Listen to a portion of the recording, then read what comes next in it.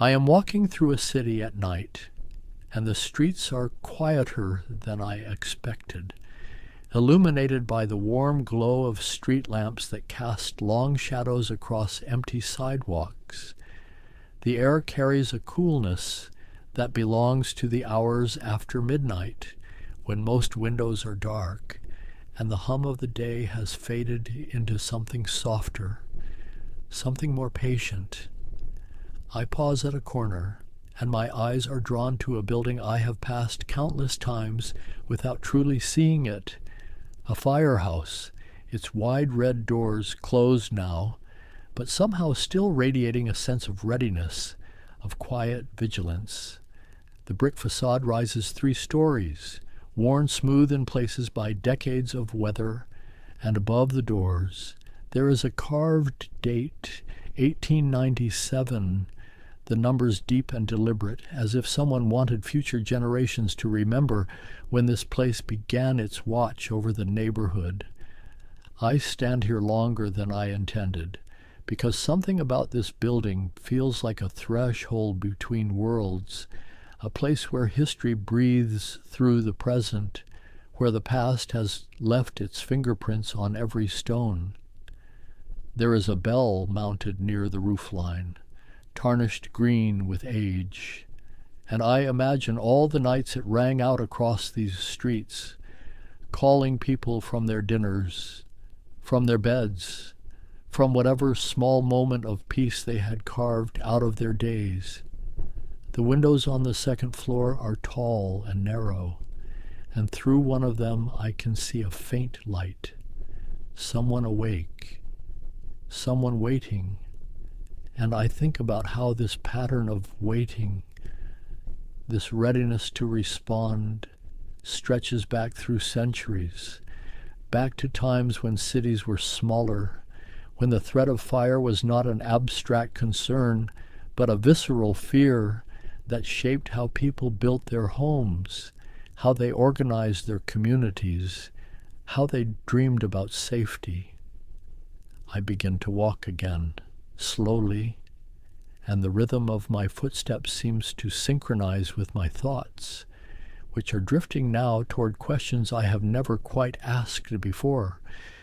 When did we first decide that fire needed watchers, that communities required guardians specifically devoted to this ancient enemy, this force that had warmed us and fed us, but could also consume everything we had built?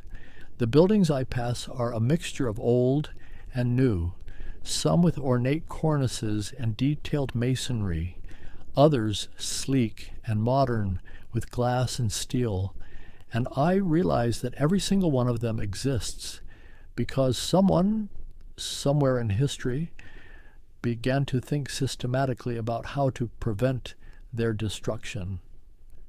A fire escape zigzags down the side of a tenement, its iron painted black, and I think about how even this humble structure represents generations of accumulated wisdom, of trial and error, of communities learning from catastrophe. The city around me feels like a palimpsest, layers upon layers of human effort to create order, to build safety, to protect what we value. I turn down a narrower street and hear the buildings press closer together, the way they did in older times, when space was precious and people built upward, packed tightly, creating the very conditions that made fire such a devastating threat.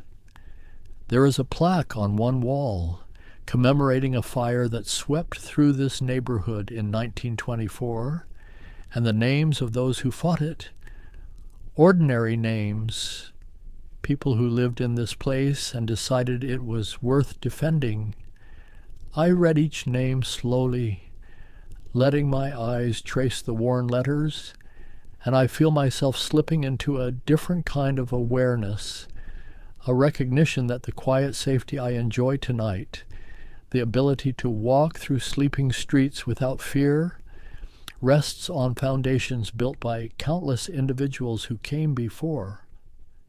The moon is visible between buildings, a thin crescent, hanging in a gap of sky, and its light seems to soften everything, to blur the edges between past and present, between the city as it is now and all the iterations it has been. I am thinking now about beginnings, about origins, about the first sparks of organization that grew into the complex systems we inherit without thinking. Somewhere in the distance, I hear the faint wail of a siren, rising and falling, moving through the grid of streets. And even this sound, which has become so familiar as to be almost invisible, carries within it echoes of older alarms, of church bells and hand rattles and human voices crying out in warning. The siren fades, absorbed into the night, and I continue walking, knowing that I am about to trace a story that winds through centuries, through continents, through the evolution of how we care for one another when disaster strikes. This is a story written in ashes and water, in courage and innovation, in the slow accumulation of knowledge about how communities protect themselves, how they organize in the face of chaos, how they turn individual fear into collective action. The story begins not in cities, but in the spaces between buildings, in the narrow gaps where wooden structures leaned against one another like tired neighbors, sharing walls, sharing risk. In ancient Rome, there were no fire departments as we would recognize them, but there were men who understood that flame respected no boundary, no claim of ownership, no social rank. The Romans called them vigiles, and they walked the streets at night. 7,000 of them organized into cohorts, each responsible for 2 of the city's 14 regions, and they carried buckets and axes and long poles with hooks at the end for pulling down burning thatch before it could spread. These were not volunteers motivated by civic duty alone. They were freedmen, former slaves who had earned their liberty and now earned their living by watching, by being ready, by understanding that a city built largely of wood and brick needed constant guardians. The vigils patrolled in the darkness, their footsteps echoing on stone. And when they found a fire, they did not merely fight it, they investigated it, questioned witnesses, pursued arsonists, because they understood that fire was sometimes deliberate, sometimes a weapon, sometimes the tool of those who profited from chaos. But Rome fell, and with it, much of this organized approach to fire protection faded into the confusion of the medieval centuries. In the towns and villages that grew from Rome's ruins, fire protection became something more informal, more desperate, built on bells and buckets and the assumption that everyone would come running when the alarm was raised. Medieval London was a maze of timber-framed buildings, their upper stories jutting out over narrow lanes, creating tunnels of shadow where sunlight rarely reached. And in these cramped quarters, fire was an ever-present threat. The city required that every household keep a barrel of water by the door and leather buckets hanging ready, and there were men appointed as fire warden, unpaid, unwilling sometimes, who were supposed to inspect chimneys and ensure that no one stored hay too close to open flames. But these measures were fragments, not systems, and when fire came, it came with a hunger that overwhelmed good intentions. In 1666, London burned, and the fire began in a bakery on Pudding Lane in the small hours of a September morning, when most of the city slept, when the wind was rising from the east, dry and persistent. The baker's household escaped, but the flames found timber and thatch, and they spread to the neighboring buildings, and then to the next street, and the next, and for 4 days the fire advanced through the medieval heart of London, consuming churches and guild halls, markets and homes, more than 13,000 houses, 87 churches, the old St. Paul's Cathedral, with its wooden roof that burned so hot the stones cracked. People fled with what they could carry, pushing carts loaded with household goods, or simply running with children in their arms. And behind them the fire created its own weather, winds rushing inward to feed the flames. Sparks and burning debris lifted high into the smoke and carried forward to ignite new blazes ahead of the main front. The Lord Mayor was slow to act, hesitant to order the demolition of buildings to create fire breaks, worried about property rights, about compensation, about the legal complications of destruction. And by the time he authorized such measures, the fire had grown too vast, too hot, too determined. What finally stopped it was the wind changing and the creation of effective fire breaks using gunpowder to demolish entire rows of buildings, creating gaps the flames could not cross. And perhaps most importantly, the lesson that burned itself into the collective memory of the city. After the Great Fire, London rebuilt itself differently, with wider streets mandated by law, with brick and stone replacing timber, with new regulations about building materials and the spacing of structures, and with a new awareness that fire protection required more than buckets and hope. Insurance companies began to emerge, and they formed their own fire brigades, not out of altruism, but out of economic necessity, because paying men to fight fires was cheaper than paying claims for total losses.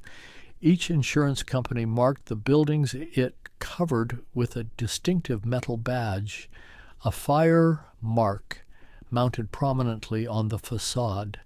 And when a fire broke out, multiple brigades might arrive, but they would fight only for buildings bearing their company's mark, standing by while unmarked structures burned, or worse, while buildings marked by rival companies were left to their fate. This was fire protection as a commodity, as a private good rather than a public service, and it created strange scenes in the streets of London and other cities, where firefighters haggled over jurisdiction while flames climbed higher, where the question was not whether you deserved to be saved, but whether you had paid for the privilege. In the American colonies, the English model took root, but adapted to the realities of smaller settlements, fewer resources, greater distances between centers of authority. Boston established the first colonial fire regulations in 1631, barely a year after the city's founding, requiring that every household have a ladder long enough to reach the roof, and chimney sweeps to prevent the buildup of creosote and soot. New Amsterdam, which would become New York, appointed fire wardens in 1648, men given the authority to inspect chimneys and impose fines on those whose negligence created danger. But these were still reactive measures, attempts to prevent fires rather than to fight them effectively once they began. And the colonies continued to burn again and again, learning the same lessons their European ancestors had learned. That prevention alone was insufficient. That response mattered. That organization saved lives and property. Benjamin Franklin, always thinking about practical improvements to civic life, observed the fire companies of Boston during a visit in 1733 and returned to Philadelphia with ideas about how volunteer organizations might be formed, how men of the community might band together not for profit, but for mutual protection. In 1736, Franklin and his associates founded the Union Fire Company, the first volunteer fire company in Philadelphia, and perhaps in all the colonies, a group of men who agreed to meet monthly, to maintain equipment, to respond to alarms regardless of whose property was burning. They were artisans and merchants, printers and tradesmen, and they pledged to bring leather buckets and to work together in organized formations, passing buckets from hand to hand in long chains that stretched from the nearest well or cistern to the burning building. Franklin wrote about it with his characteristic clarity, explaining that the company's purpose was to prevent that dreadful calamity of fire from spreading, and that by acting together, by training together, by maintaining readiness, they could protect not just their own property, but the entire community. Other cities followed Philadelphia's example, forming volunteer companies that took on distinct identities, colorful names, friendly rivalries. These were social organizations as much as firefighting units, with their own meeting halls, their own customs, their own sense of pride and competition. In New York, volunteer companies began to form in the 1730s and 40s, and they developed elaborate traditions, ornate engines decorated with paintings and brass fittings, uniforms that grew increasingly flamboyant, parades and celebrations that drew crowds. The volunteers were often young men, apprentices and journeymen, drawn by the excitement, the camaraderie, the chance to be heroes in the eyes of their neighbors, and perhaps by the exemptions from military service and jury duty that some cities granted to active firefighters. They developed hierarchies, with foremen and assistant foremen, engineers who maintained the equipment, hosmen who directed the water, laddermen who forced entry and ventilated roofs, and these roles were taken seriously, argued over, sometimes fought over, because status within the company mattered, brought respect, brought influence. The engines themselves were marvels of craftsmanship, hand pumpers that required teams of men to operate, grasping long handles and pushing down in rhythm, up and down, creating pressure that forced water through leather hoses. And the work was exhausting, muscles burning, sweat streaming. But there was pride in being able to maintain the rhythm, to keep the stream flowing, to prove your company's strength and endurance. Rivalries between companies were intense, sometimes productive, sometimes destructive.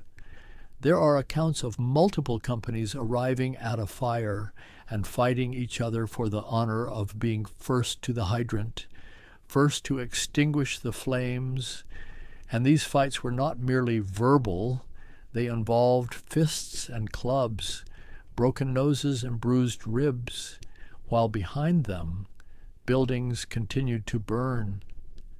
But there was also innovation, driven by competition and necessity, the development of better pumps, stronger hoses, more efficient techniques for ventilation and salvage, and a growing body of practical knowledge about how fire behaved, how it spread, how it could be contained.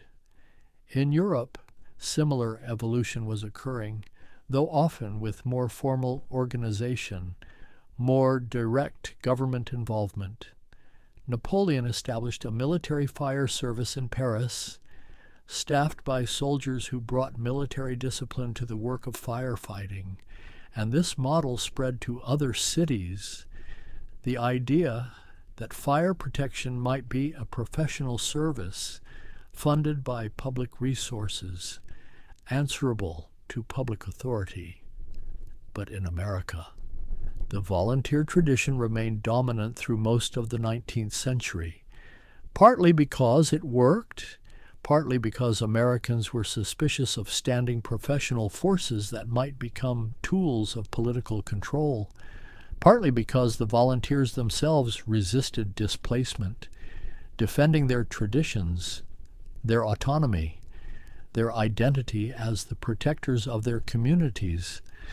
The cities continued to grow, and with them, the challenges that firefighters faced grew more complex, more dangerous, more demanding of solutions that volunteers alone, no matter how dedicated, could not always provide. In New York, by the 1840s, the population had swelled past 300,000, and the wooden buildings of earlier decades were giving way to taller structures, 4 and 5 stories high, built of brick and iron, filled with manufacturing operations, warehouses stacked with cotton and timber, tenements packed with immigrant families living in conditions that would horrify anyone who saw them with clear eyes.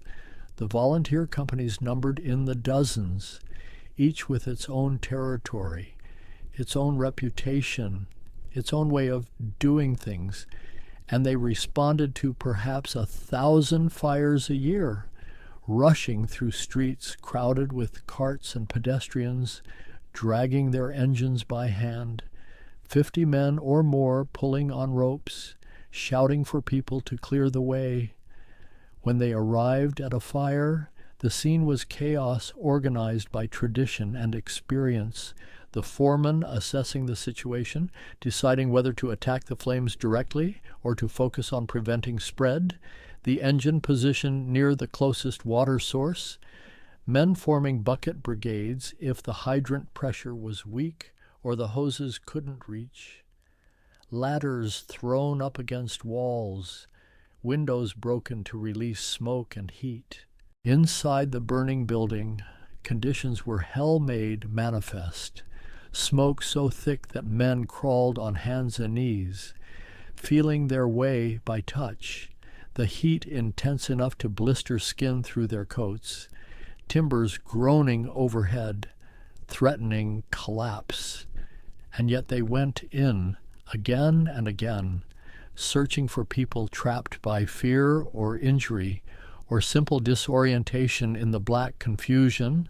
They wore no breathing apparatus, no protective masks. They breathed the smoke and coughed it out and went back for more. And many of them developed chronic lung conditions, hacking coughs that never quite left them, voices roughened by years of inhaling superheated air and toxic gases. The leather helmets they wore were works of art and utility combined, high-crowned to deflect falling debris, broad-brimmed to shed water, often decorated with painted scenes or company numbers. And these helmets became symbols of identity, passed down from senior firefighters to new members, treated with reverence, polished, and maintained like sacred objects. Their coats were heavy wool, treated sometimes with linseed oil to resist water, and they offered protection from sparks and brief contact with flames. But they were also hot and cumbersome. And in summer fires, men fainted from heat exhaustion, overcome by the combination of exertion and temperature and smoke. The work demanded strength, but also courage of a particular kind, the willingness to enter situations where death was not merely possible, but likely, where the building itself was the enemy, unpredictable and malevolent, ready to collapse without warning, to trap the unwary, to claim lives in moments of structural failure. There are records of firefighters crushed when walls fell outward, a phenomenon called curtain wall collapse, where the heat weakened the connections between facade and interior structure, and the whole front of the building peeled away and dropped into the street, burying engines and men beneath tons of brick and mortar. There are records of firefighters lost when floors gave way beneath them, plunging them into basements filled with flames, or when roofs collapsed and sent them tumbling through multiple stories, and their brothers would dig frantically through the rubble, calling names, hoping for response, finding sometimes only silence and broken bodies. The pay for this work, for volunteers, was nothing, or nearly nothing. Perhaps exemption from certain civic duties. Perhaps free drinks at the taverns that served as informal company headquarters. Perhaps the intangible reward of respect and admiration, but not money, not security, not compensation for injuries or death, and yet they came, shift after shift, year after year, because the identity of a firefighter had become woven into the fabric of urban masculinity, into ideas about duty and honor and what it meant to be a man worthy of respect in the eyes of his community. But the system was breaking, undermined by the same forces that were transforming American cities, by political corruption that turned fire companies into voting blocks, by gang violence that erupted between rival companies, by the simple arithmetic that showed volunteer response times growing longer as the city sprawled outward.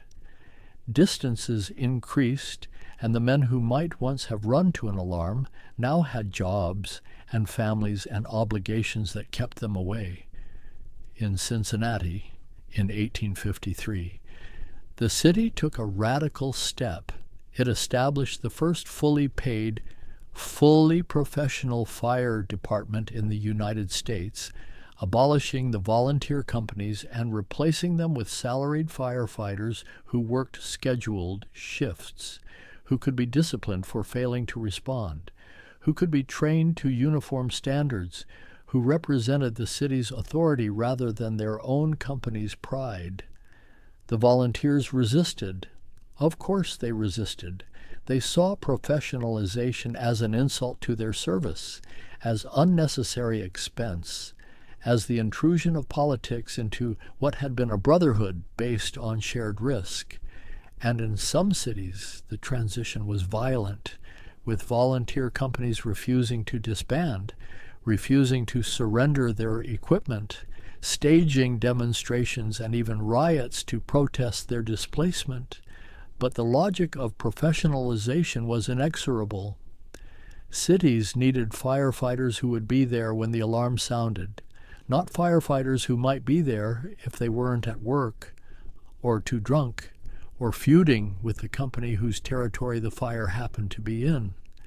New York finally made the transition in 1865, creating the Metropolitan Fire Department with a uniformed force of paid professionals. And the old volunteer companies faded into history, their engines sold or donated to museums, their traditions preserved in memory and legend, but no longer practiced in the streets. The new professionals brought with them new approaches, new discipline, new willingness to adopt innovations that volunteers had sometimes resisted out of attachment to traditional methods. The steam fire engine, invented in the 1820s but slow to be adopted, finally became standard equipment. These were massive machines, boilers on wheels, requiring horses to pull them, but capable once heated of pumping water with pressure and volume that no hand pumper could match. The steam engines were temperamental, requiring constant attention. A skilled engineer who understood how to maintain the right pressure, how to feed the firebox with coal, how to prevent the boiler from running dry or building up dangerous levels of steam. And the engineer became a specialist, a valued member of the crew whose expertise could mean the difference between effective firefighting and mechanical failure at the critical moment. The horses that pulled these engines were magnificent creatures, specially selected and trained, capable of explosive acceleration when the alarm sounded, of navigating crowded streets at speeds that seemed reckless, but were controlled by years of practice, and the horses knew the routes to their territory's most common fire sites, could run them in darkness or fog, with minimal guidance from the driver. In the firehouses, the horses lived in stalls on the ground floor, directly beneath the sleeping quarters, and when the alarm bell rang, a mechanism released their stall doors, and the horses would trot to their positions beneath the hanging harnesses, which would drop down onto their backs, and within seconds they were hitched and ready, the firefighters sliding down brass poles, another innovation that saved precious seconds, pulling on coats and boots as the engine began to roll. The poles themselves became iconic, symbols of fire service, and they served a practical purpose that seems obvious now, but was revolutionary when first introduced in the 1870s, allowing firefighters to descend from upper floors far faster than they could navigate stairs, giving them those crucial extra moments that might mean arriving while people were still alive to be saved.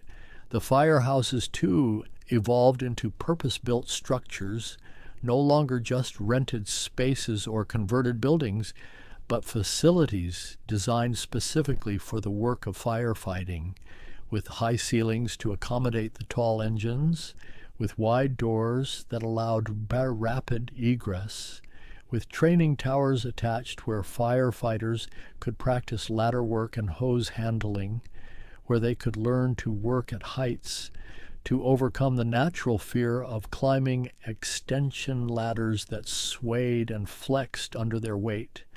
In these houses, the firefighters lived together during their shifts, eating meals prepared in communal kitchens, sleeping in dormitories where bunks lined the walls, playing cards and checkers during the long hours between alarms, and they developed the deep bonds that come from shared danger, from knowing that the man beside you would risk his life to pull you from a burning building, that you would do the same for him without hesitation or calculation.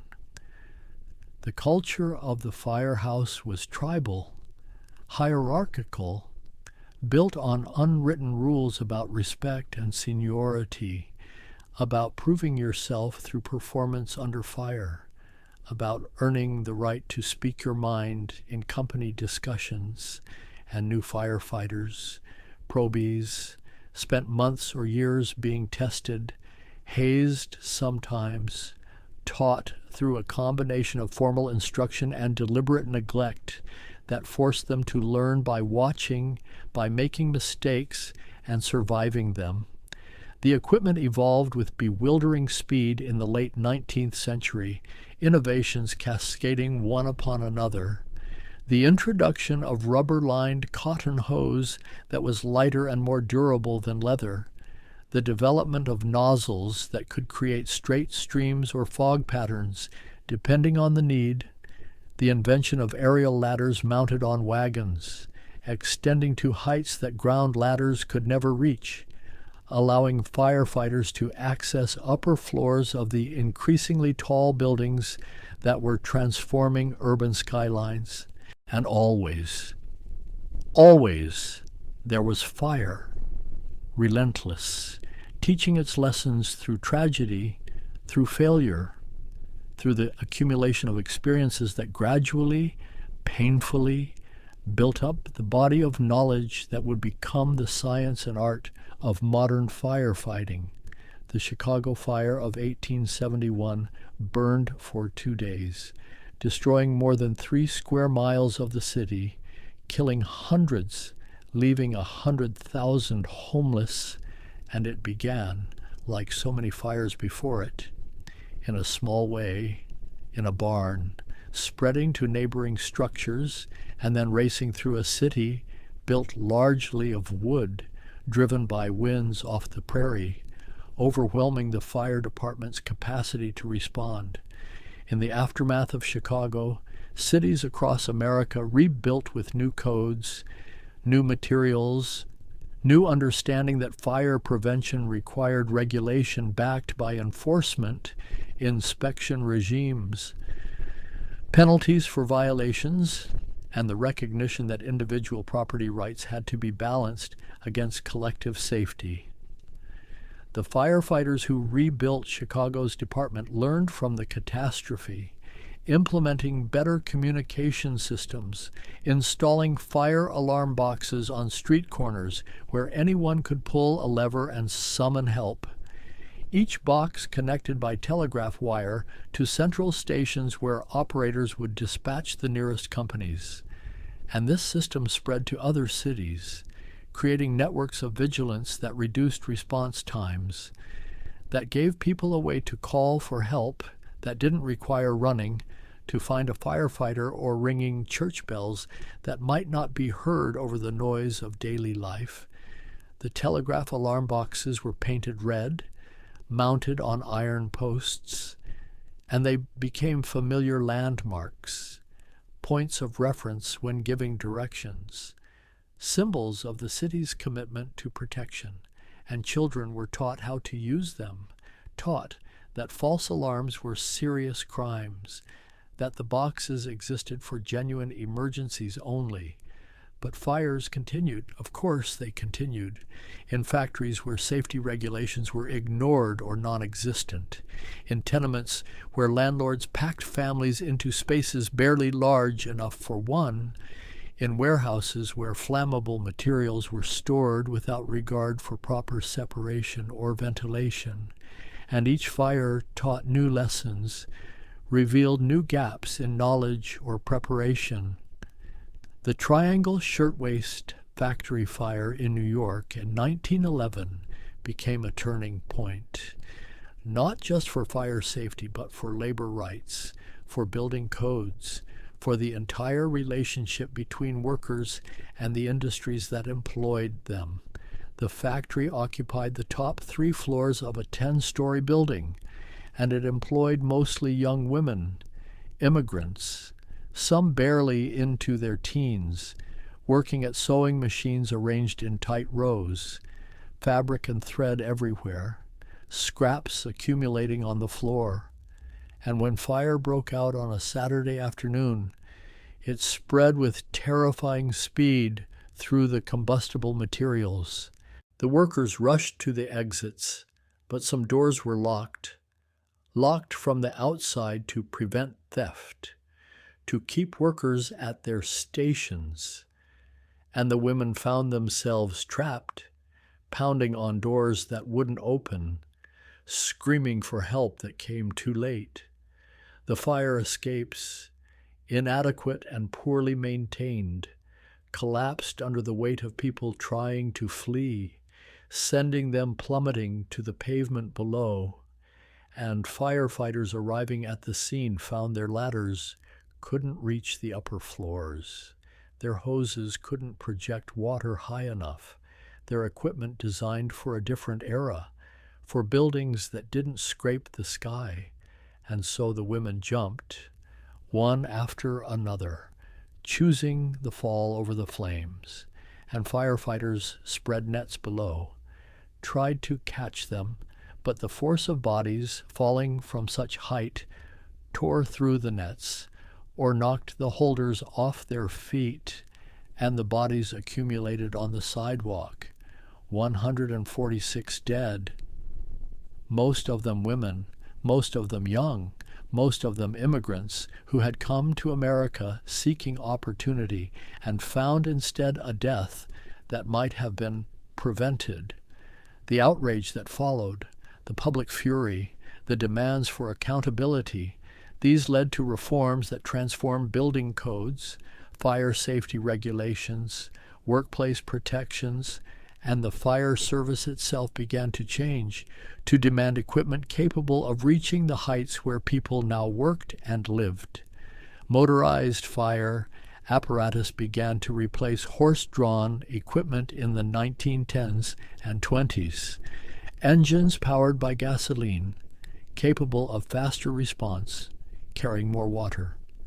Pulling aerial ladders that could extend 8 stories, 10 stories, eventually even higher, and the transition happened gradually, city by city, company by company, as budgets allowed and as the technology proved itself reliable. The horses were retired, sold to farms, or put down, and old firefighters mourned them, spoke of them with affection and respect, remembered individual animals by name, their quirks and intelligence, the way they had been partners in the work, and the firehouses felt different without them, quieter, less alive in some fundamental way. The motorized age brought new skills to master, engines that required mechanical knowledge, drivers who needed to understand not just how to steer, but how to maintain and repair the complex machinery they operated, and the role of firefighter became more technical, more specialized, requiring training that went beyond strength and courage to include understanding of hydraulics, of chemistry, of building construction and structural collapse. World War II pulled firefighters into civil defense roles, training civilians to fight fires caused by incendiary bombs, preparing for attacks that thankfully never came to American cities, but that devastated London, Hamburg, Tokyo, cities where fire became a weapon of strategic warfare, where firestorms created by massed incendiary raids killed tens of thousands and overwhelmed even the most organized fire services. In London, during the Blitz, firefighters worked night after night under falling bombs, combating blazes that lit the sky bright enough to read by, navigating streets cratered by high explosives, water mains broken, buildings collapsing, and they developed tactics for dealing with fires on a scale not seen since the Great Fire of 1666, learning how to prioritize which buildings to save and which to let burn, how to create fire breaks in a city already damaged by war. American firefighters studying the British experience came home with new ideas about training, about equipment, about the psychology of working under extreme stress, and these lessons were incorporated into peacetime operations, into drills and protocols that assumed the worst and prepared for it.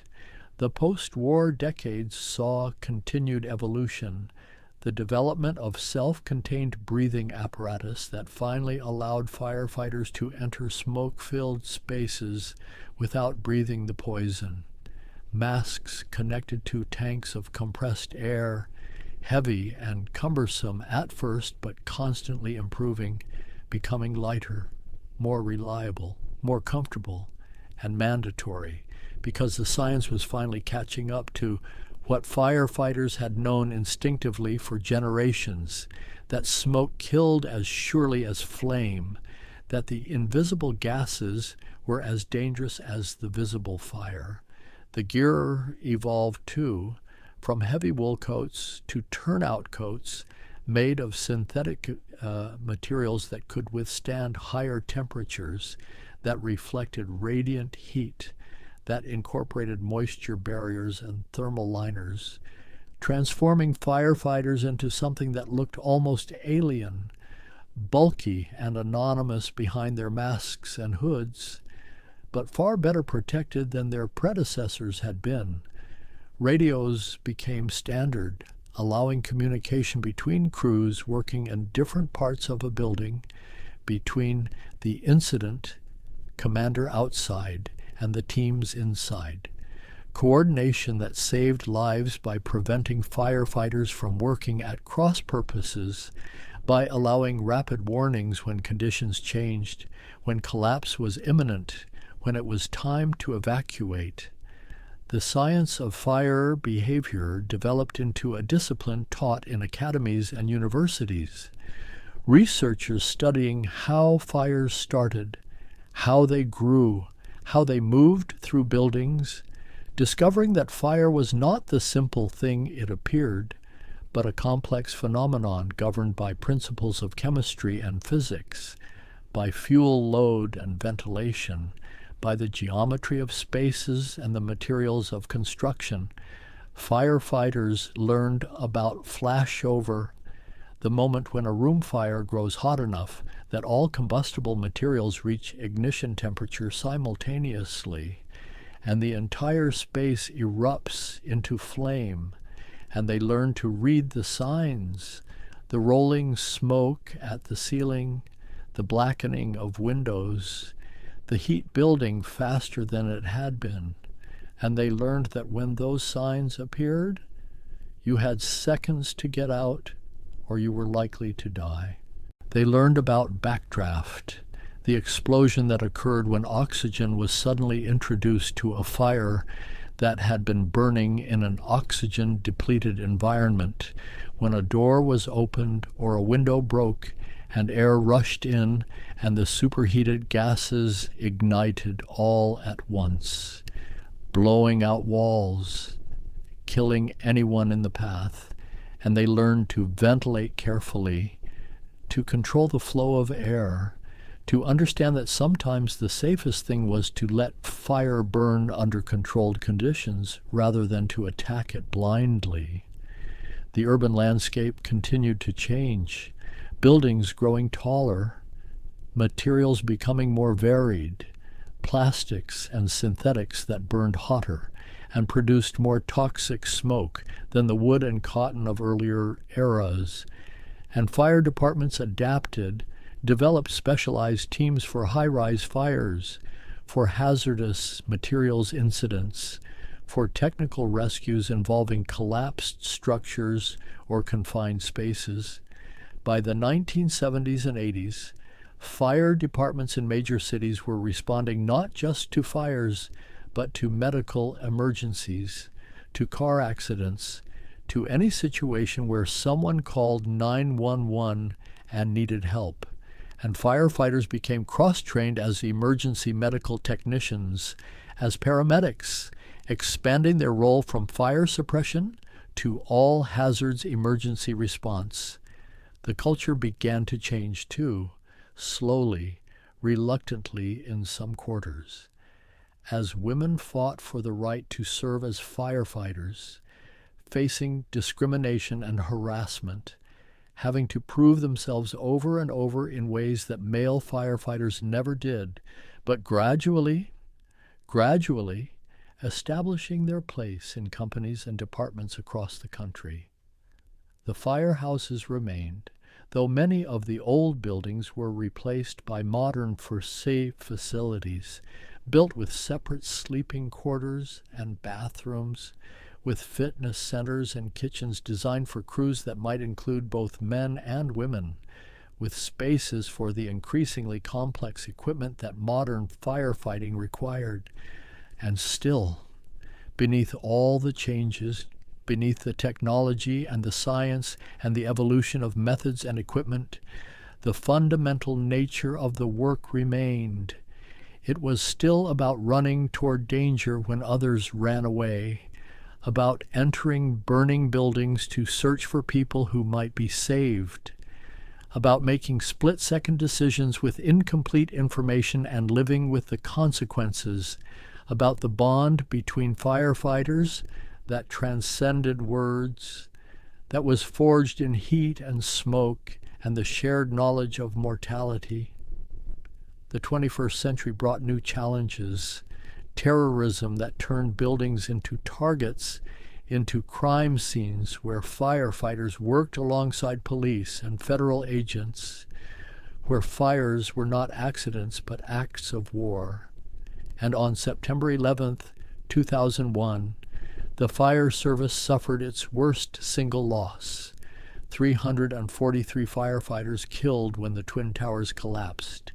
Entire companies lost.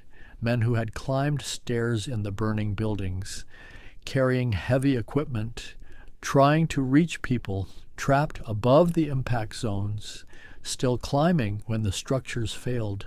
The memorial services that followed were held in cities across the country, and firefighters came from departments large and small, wearing dress uniforms, standing in formation, saluting as the names were read. 343 names, each one a person, a father or son, a husband or brother, someone who had put on their gear that morning, not knowing they would never take it off. And in the years since, the fire service has continued to evolve, to adapt, to face challenges that earlier generations could not have imagined. Wildfires that consume entire communities in California, fueled by drought and wind and the accumulated debris of decades, requiring coordination between federal and state agencies, between municipal departments and volunteer companies, between ground crews and aerial tankers dropping retardant from the sky. The equipment has become more sophisticated. Thermal imaging cameras that allow firefighters to see through smoke, to locate hot spots hidden behind walls, to find people collapsed in rooms filled with darkness, drones that survey large incidents from above, providing real-time information to commanders making tactical decisions, computer models that predict fire behavior, that help with planning and resource allocation. But beneath all the technology, beneath the science and the systems, the work remains fundamentally human. It is still about courage, about the decision to enter when every instinct screams to flee, about trust in the people beside you, about the knowledge that has been passed down through generations, written in scars and smoke-damaged lungs, in the stories told in firehouses late at night when the alarm is quiet and the past feels close. I think about the vigils walking the streets of Rome 2,000 years ago, carrying buckets and axes, watching for the first signs of flame. And I think about the firefighter sitting in a station tonight, somewhere in this city, waiting for the tones that will send them running. And I realize that the thread connecting them is unbroken, woven through centuries, through the evolution of equipment and technique, but always anchored in the same fundamental commitment to protect, to serve, to stand between the community and the chaos that fire represents. There is something almost sacred in this continuity, in the way each generation has taken up the burden, modified it, improved it, but never abandoned it, never said that the cost was too high, that the risk outweighed the reward. The firehouses scattered through this city, through every city, stand as monuments to this commitment, and they are lived-in monuments, working buildings where the tradition continues, where young firefighters learn from experienced ones, where the knowledge accumulates, where the culture reproduces itself through daily practice and shared experience. I think about the peculiar intimacy of fire service, the way firefighters know each other in ways that civilian friendships rarely achieve, because they have seen each other exhausted, terrified, triumphant. They have pulled each other from danger, carried each other when injured, sat together in the quiet aftermath of calls that ended badly, that haunt the memory.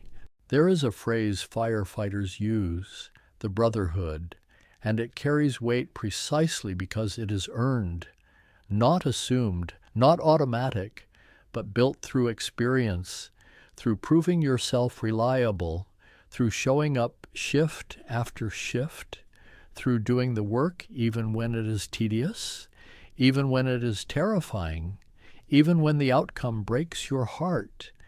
And this brotherhood, this sisterhood in departments that have welcomed women into their ranks, extends beyond individual departments. It is national, international.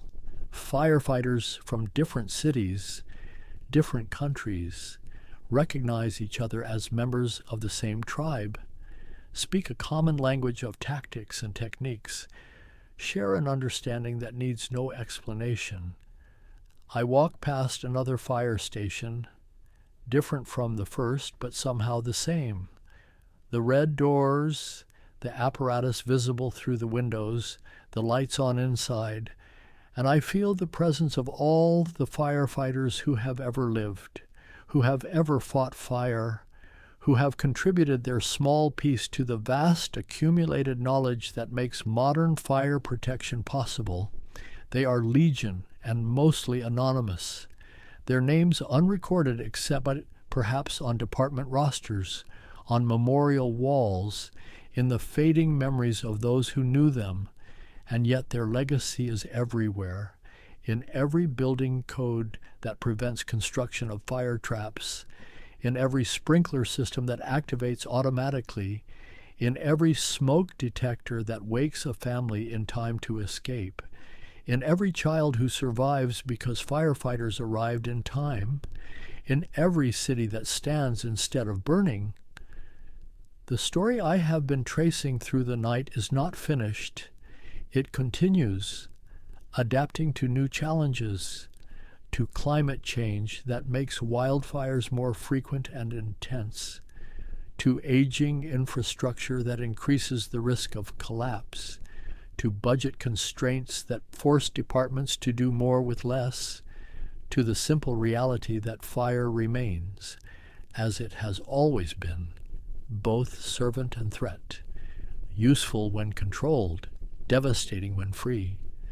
And the firefighters continue, training, preparing, waiting, knowing that the alarm will sound, that they will respond, that they will face situations where their training and equipment and courage will be tested, where they might save lives or lose their own, where they will add their chapter to the story that stretches back through centuries. The night is deeper now, the streets even quieter, and I find myself walking more slowly, reluctant to reach wherever I am going, content to remain in this liminal space between destinations, this time for reflection and wandering thought. The moon has moved across the sky, marking the passage of hours, and the buildings around me seem to hold their histories more lightly, as if the weight of the past becomes easier to bear when acknowledged, when traced through its evolution, when understood as a continuous thread rather than a series of disconnected moments. I think about fire itself, this force that humans have lived with for hundreds of thousands of years, that we learned to create, to control, to use for warmth and cooking and light, and how our relationship with it has always been ambivalent, grateful for its benefits, terrified of its power, constantly negotiating the boundary between use and danger. The fire departments, the organized response to this ancient threat, represent our attempt to manage that relationship, to tilt the balance towards safety, to reduce the randomness of fire's destruction, to assert human agency and collective protection against a force that recognizes no individual claim to immunity. And in doing so, in building these organizations and traditions and bodies of knowledge, we have created something that transcends its practical purpose. We have created institutions that embody values we claim to honor: courage, sacrifice, service, community. And these institutions persist because they speak to something deep in human nature, the desire to protect, to belong, to be part of something larger than ourselves. The firehouse I am approaching now is dark, except for a single light in an upstairs window, and I imagine the firefighters sleeping, but sleeping lightly, ready to wake at the first sound of the alarm, their gear arranged beside their beds, boots and pants already connected, ready to step into, ready to run.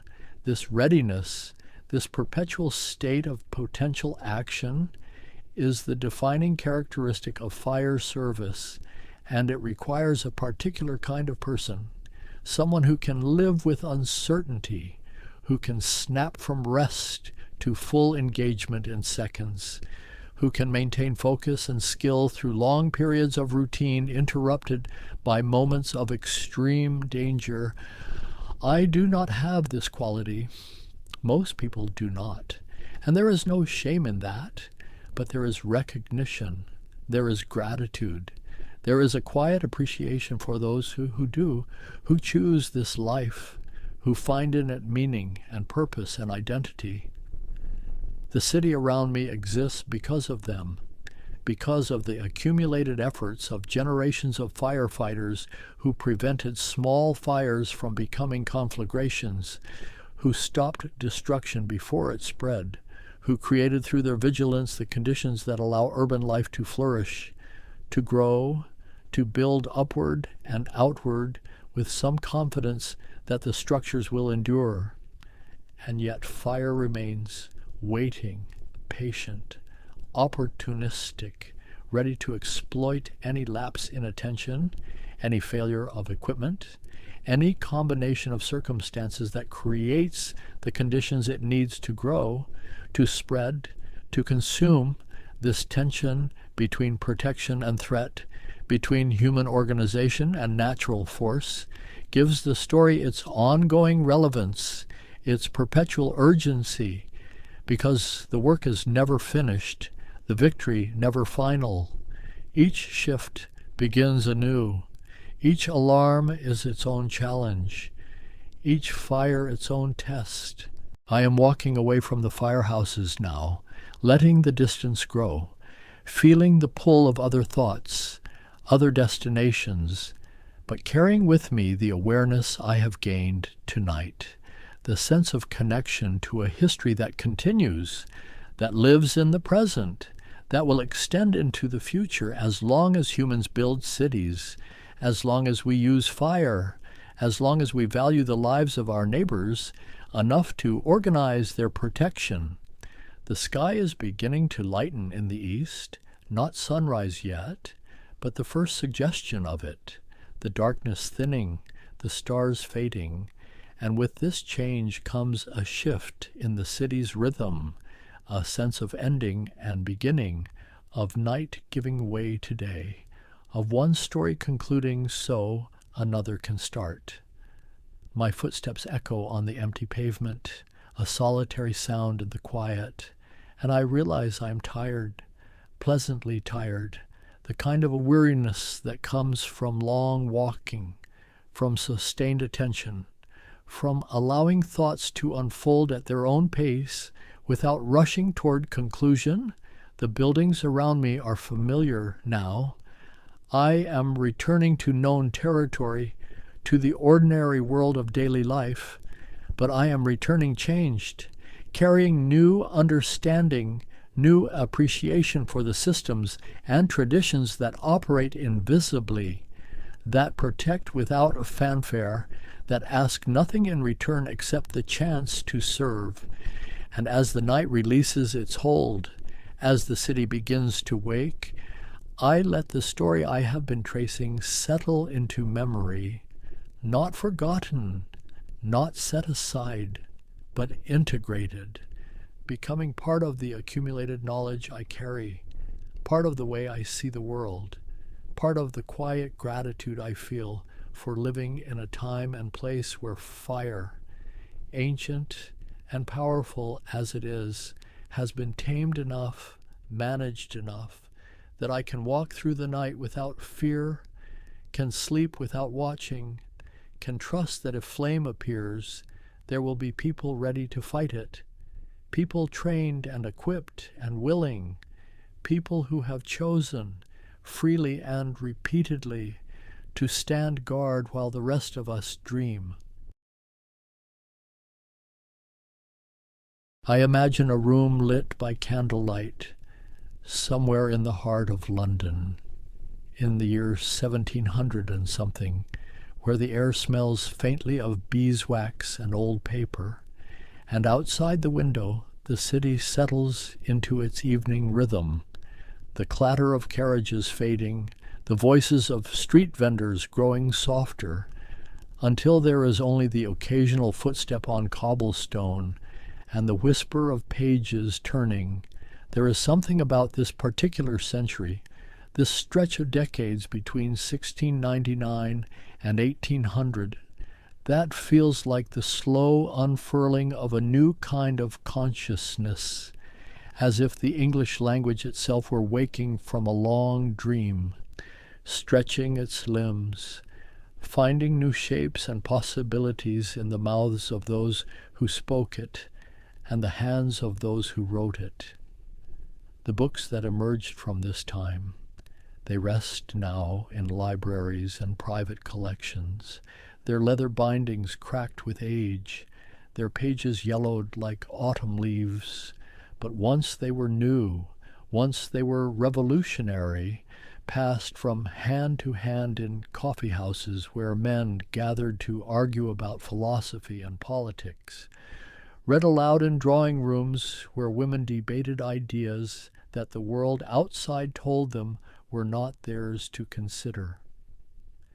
I think of a printing press somewhere in a narrow London street, the heavy clunk and rhythm of its operation, the smell of ink, the way each page had to be set by hand, letter by letter, a painstaking process that makes me appreciate every word that survived from that era, every sentence that made it from someone's imagination into permanent form. This was the age when the novel was born, when poetry transformed, when the essay became an art form, when literary criticism emerged as its own discipline, and when the very idea of what literature could be expanded in ways that still shape how we read and write today. But it began quietly, as most revolutions do, with individual voices finding their way onto pages, with readers discovering that books could be something more than religious instruction or classical translation, that they could be mirrors held up to contemporary life, windows into the human heart, maps of the social world, or simply companionship, the 18th century in England. It was a time of paradoxes, of a great wealth and terrible poverty existing side by side, of expanding empire and growing unease about what that expansion meant, of rigid social hierarchies and the first stirrings of the ideas that would eventually challenge them. And all of these tensions and contradictions found their way into the literature. I picture a woman sitting by a window, reading by whatever light she can gather. Perhaps it is morning and the sun slants across her book. Perhaps it is afternoon, and she has stolen an hour from her duties. Perhaps it is evening, and she reads by candlelight, risking her eyesight for the pleasure of entering another world, of following a story, of encountering ideas that no one speaks aloud in her daily life. Or I imagine a man in a coffee house thick with tobacco smoke, reading a newly published pamphlet or periodical, something printed just days ago, still smelling of ink, containing essays and observations about the city around him, the government, the theater, the scandals and debates of the moment, all of it rendered into prose that is sometimes elegant, sometimes cutting, always engaged with the world as it is, not as classical precedent says it should be. This is the texture of the era, the feeling of it, a world where literature was becoming democratic in new ways, where reading was spreading beyond the university-educated elite, where the middle classes were growing, and with them, a hunger for books that spoke to their experiences, their aspirations, their concerns. The language itself was still settling, still finding its modern form. You can hear it in the prose of the early 1700s, the way it sounds almost but not quite like contemporary English, familiar enough to read without translation, foreign enough to remind you that you are visiting another time, another sensibility, where certain words meant different things, where sentence structures followed different rhythms, where the very act of reading was a different experience than it is now. And yet, despite all these differences, despite the centuries that separate us from those readers and writers, something essential connects us, the human need to tell stories, to make sense of experience through language, to create beauty out of words, to argue and persuade, to entertain and move, to leave some trace of consciousness behind. I think of all the voices that spoke through 18th century English literature, the famous ones whose names we still know, and the forgotten ones, the authors of single novels that disappeared, the poets whose work was published once and never again, the essayists and journalists whose words filled the periodicals of their day and then vanished. All of them part of this vast conversation, this ongoing exploration of what writing could do, what it could be. And so we begin here in this moment of transition, when the old forms were not yet gone, but the new ones were emerging, when literature was becoming something recognizably modern, even as it remained rooted in classical tradition, when the book trade was expanding, when literacy was spreading, when the very idea of the author as we understand it today was taking shape. The candle burns lower, the light grows softer, and we prepare to explore this landscape together, to walk through the decades, to meet the writers and their works, to understand the world that shaped them and that they in turn helped to shape. The story truly begins in the final years of the 17th century, when England was emerging from decades of political turmoil, the Civil War and the Restoration still within living memory, and the glorious revolution of 1688 had just reshaped the monarchy, creating a new settlement between Crown and Parliament, a new sense of what English society might become.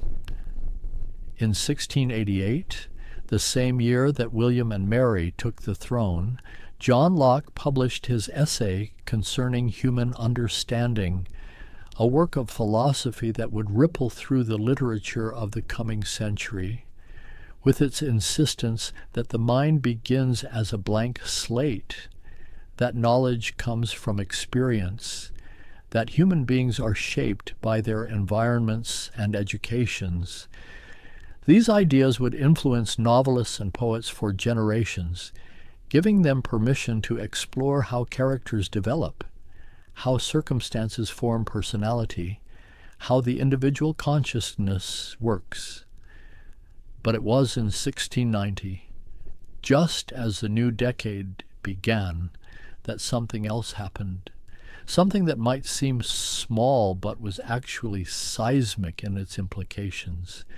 The Licensing Act lapsed, and for the first time in over half a century, English printing was freed from government pre-censorship, the floodgates opened, and suddenly anyone with access to a printing press could publish almost anything. Pamphlets and periodicals multiplied, political satire flourished, and the public sphere, as we understand it, began to take shape. The coffee houses of London became sites of literary exchange, gathering places where men from different classes and professions could meet, argue, share news and ideas. By 1700, there were perhaps 500 coffee houses in London alone, each one developing its own character, its own regular clientele. Some catered to merchants, others to lawyers or doctors. still others to writers and artists. And in these spaces, literature was discussed, debated, created. I imagine walking into one of these establishments, pushing open a heavy door, stepping into a fog of tobacco smoke and the rich, dark smell of coffee, a luxury imported from distant lands, finding a seat at a long table beside strangers who might become collaborators or rivals, listening to someone read aloud from a new publication, hearing the laughter or outrage that greets a particularly sharp piece of satire. It was in this world, this London of coffee houses and expanding print culture, that the periodical essay was born in 1709. A writer named Richard Steele, a man with a gift for observation and a talent for debt, began publishing a small paper called The Tatler. It appeared 3 times a week, and it did something new. It blended news with entertainment, reporting with reflection, creating a voice that was urbane, witty, and accessible. Steele wrote under the pseudonym Isaac Bickerstaff, a fictional character with opinions about everything from fashion to philosophy, and readers loved it. They felt as if they were being admitted into a conversation, as if this genial narrator were speaking directly to them, sharing his thoughts about the passing scene, the absurdities of social life, the small dramas of London streets and drawing rooms. Within a year, Steele had been joined by his friend Joseph Addison, a more polished writer, more classically educated. Together they created something that had never quite existed before, a form of essay that was learned but not pedantic, moral but not preachy, entertaining but not frivolous. They were teaching their readers how to think, how to observe, how to live as refined and rational beings, and they were doing it 3 times a week in affordable installments. When the Tatler ended in 1711, Addison and Steele immediately launched something even more ambitious. The Spectator, which appeared 6 days a week, and introduced another fictional narrator, Mr. Spectator, a man who claimed to observe everything and say nothing in company, saving all his eloquence for the page. The reach of the Spectator was extraordinary. Each issue might be read by dozens of people, passed from hand to hand in coffee houses, read aloud in homes, discussed and debated. Addison and Steele were shaping taste, influencing opinion, creating a sense of what it meant to be civilized, to be modern, to be English in this new century.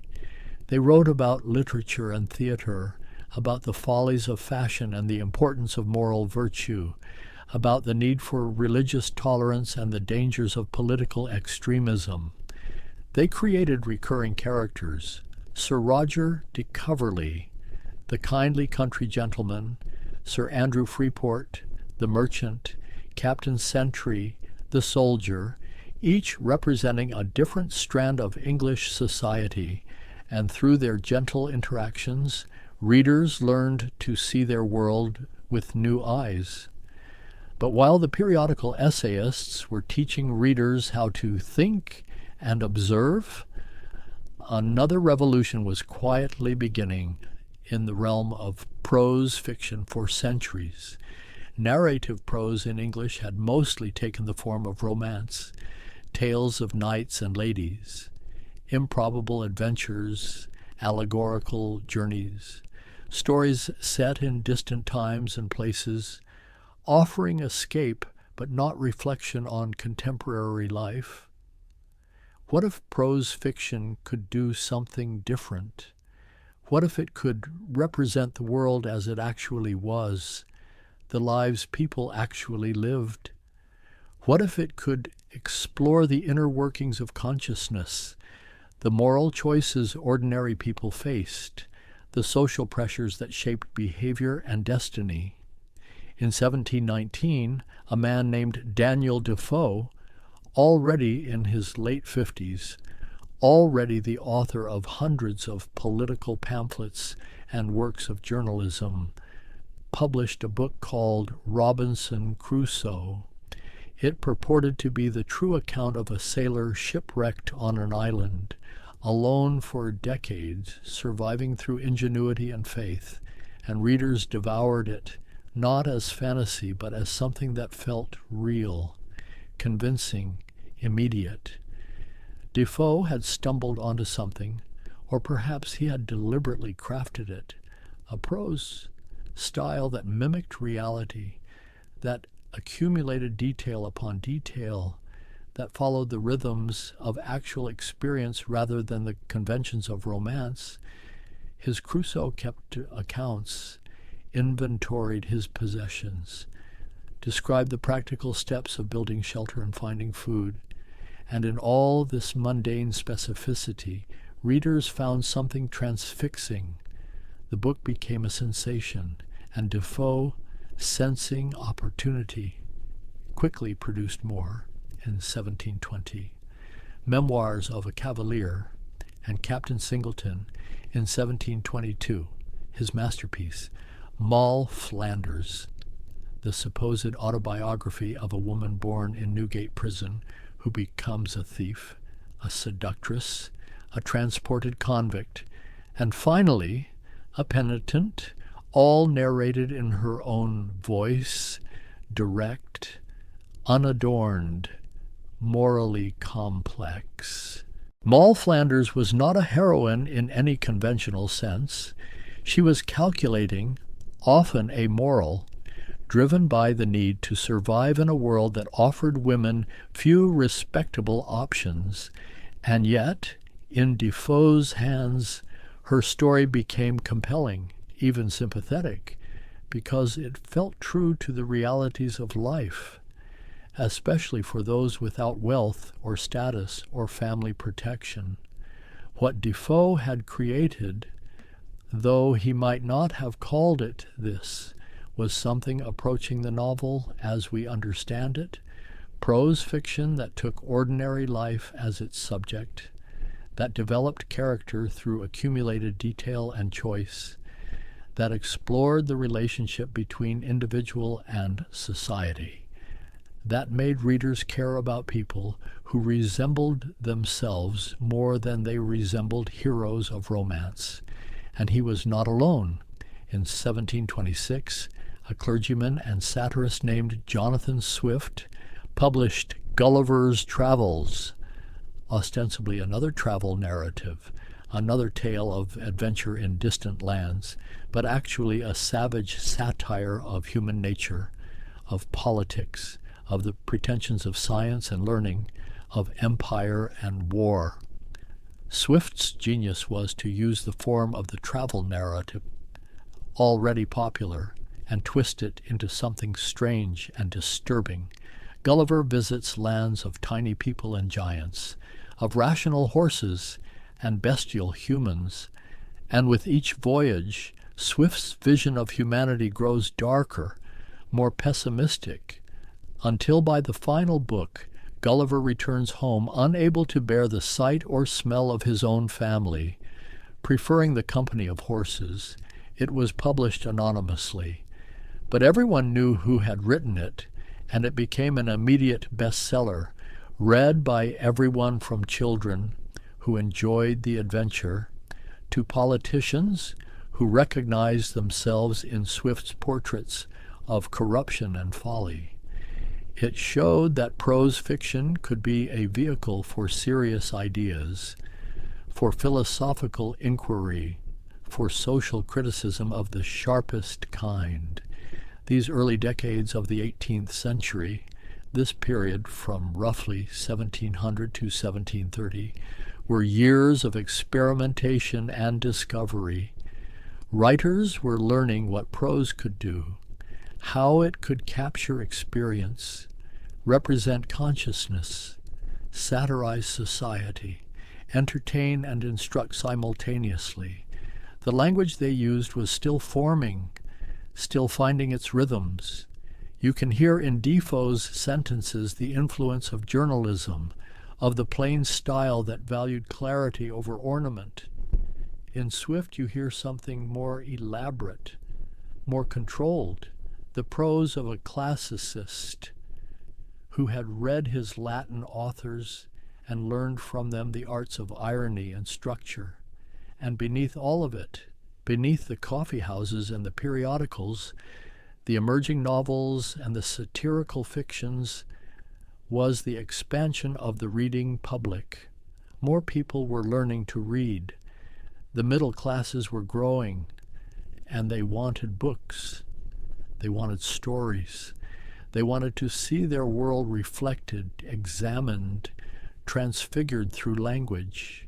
The book trade responded, publishers proliferated, circulating libraries began to appear, where readers could borrow books for a small fee rather than purchasing them outright, making literature accessible to those who could not afford to buy. Serialization became common, long works appearing in installments, creating suspense and anticipation, building audiences. Women were reading, and increasingly, women were writing, though often anonymously or under male pseudonyms. Eliza Haywood published numerous works of fiction in the 1720s and 30s, passionate, scandalous stories of love and betrayal that sold enormously well, even as critics dismissed them as frivolous, as corrupting to morals, as beneath serious literary consideration.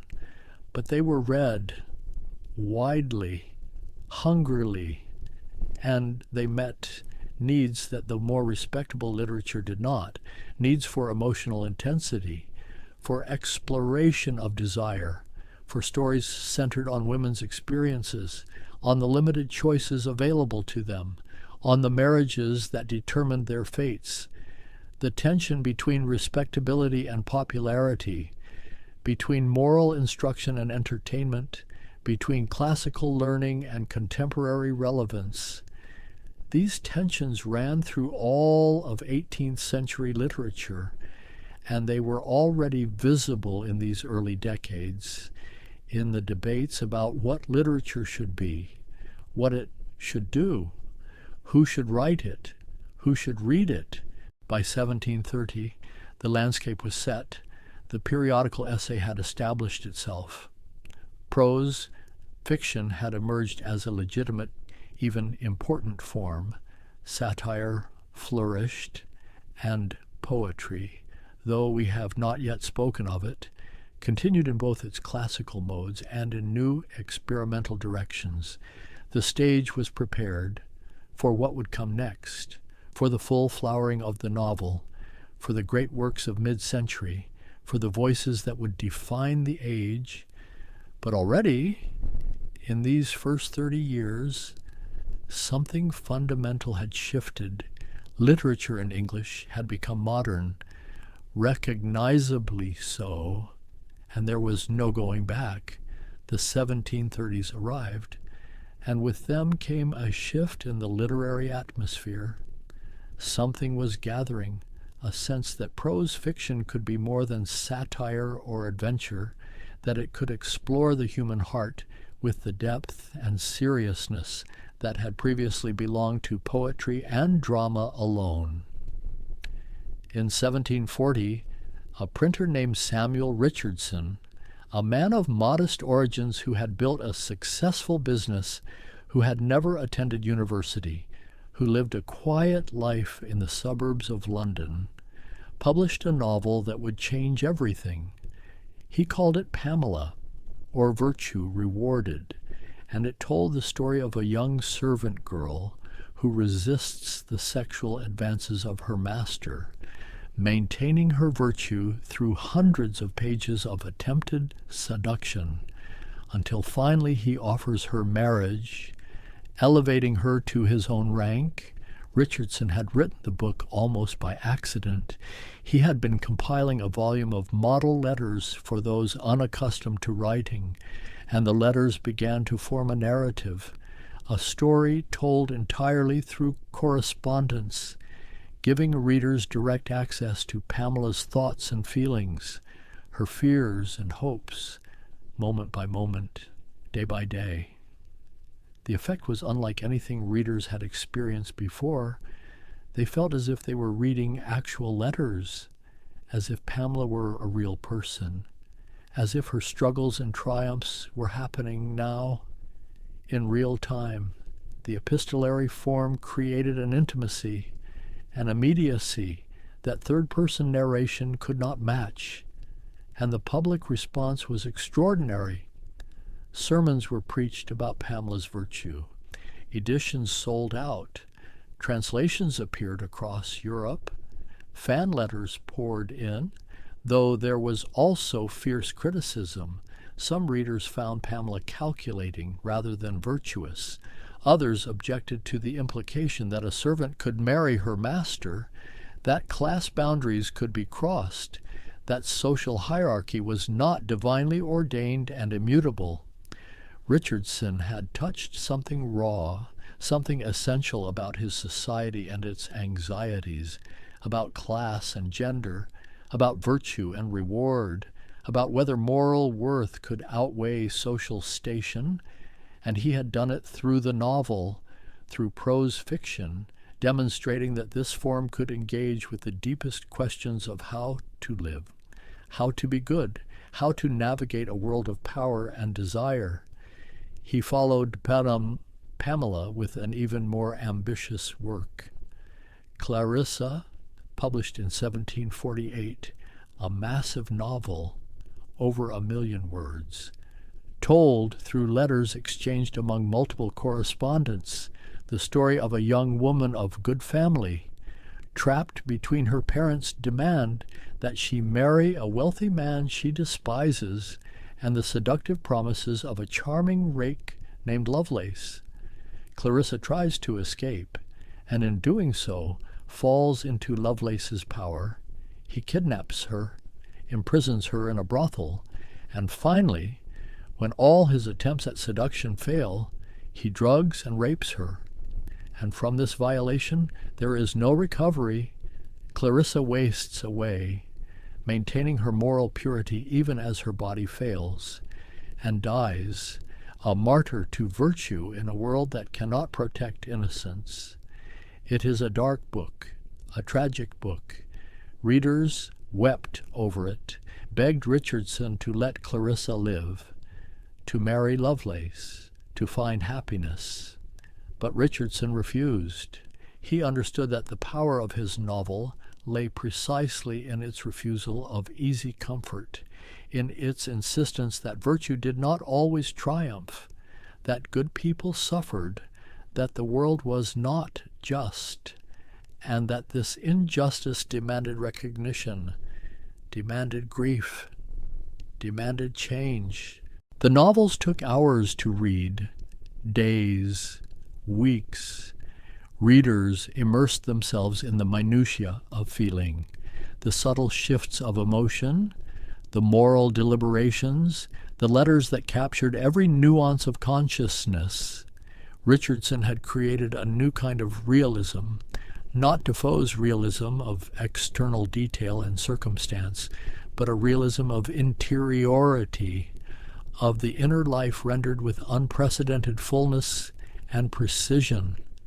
But not everyone admired Richardson's approach in 1749. A novelist and playwright named Henry Fielding published Tom Jones, a vast comic novel that seemed designed as a deliberate alternative to Richardson's intense psychological focus, where Richardson was earnest and sentimental. Fielding was ironic and worldly, where Richardson trapped readers in the consciousness of his heroines. Fielding adopted the stance of an omniscient narrator, commenting, joking, guiding readers through the story with a knowing wink. Tom Jones is a foundling, a young man of unknown parentage raised by a kind country squire, good-hearted but impulsive, generous but reckless. The novel follows his journey from the countryside to London and back again through a series of adventures and misadventures, love affairs and fights, deceptions and revelations, all narrated with wit and energy and a deep sense of human comedy. Fielding believed that the novel should represent life in all its variety, its mixture of high and low, serious and comic, virtue and vice.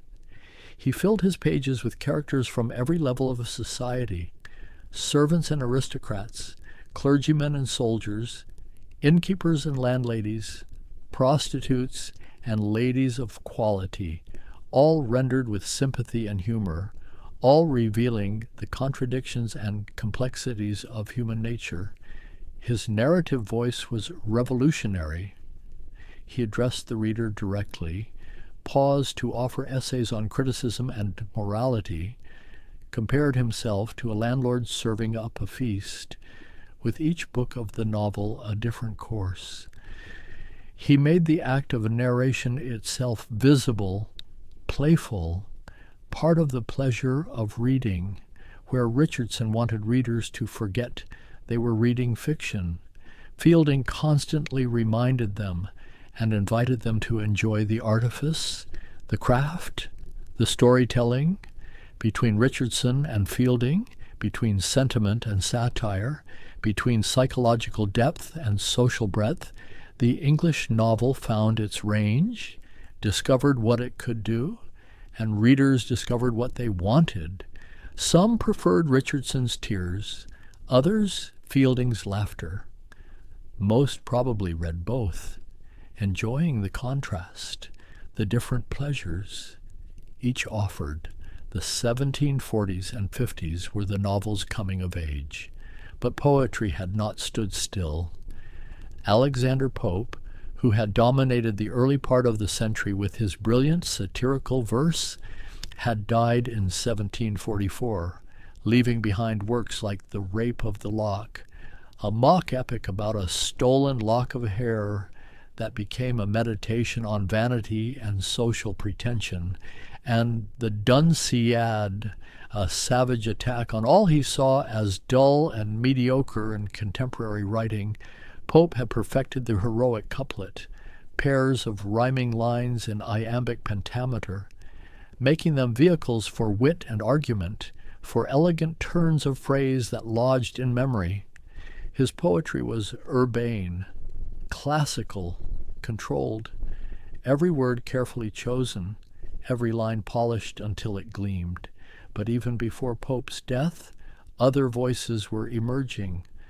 Edward Young published Night Thoughts beginning in 1742, a long meditation on death and immortality, written in blank verse rather than couplets, more emotionally expressive, more willing to embrace darkness and melancholy.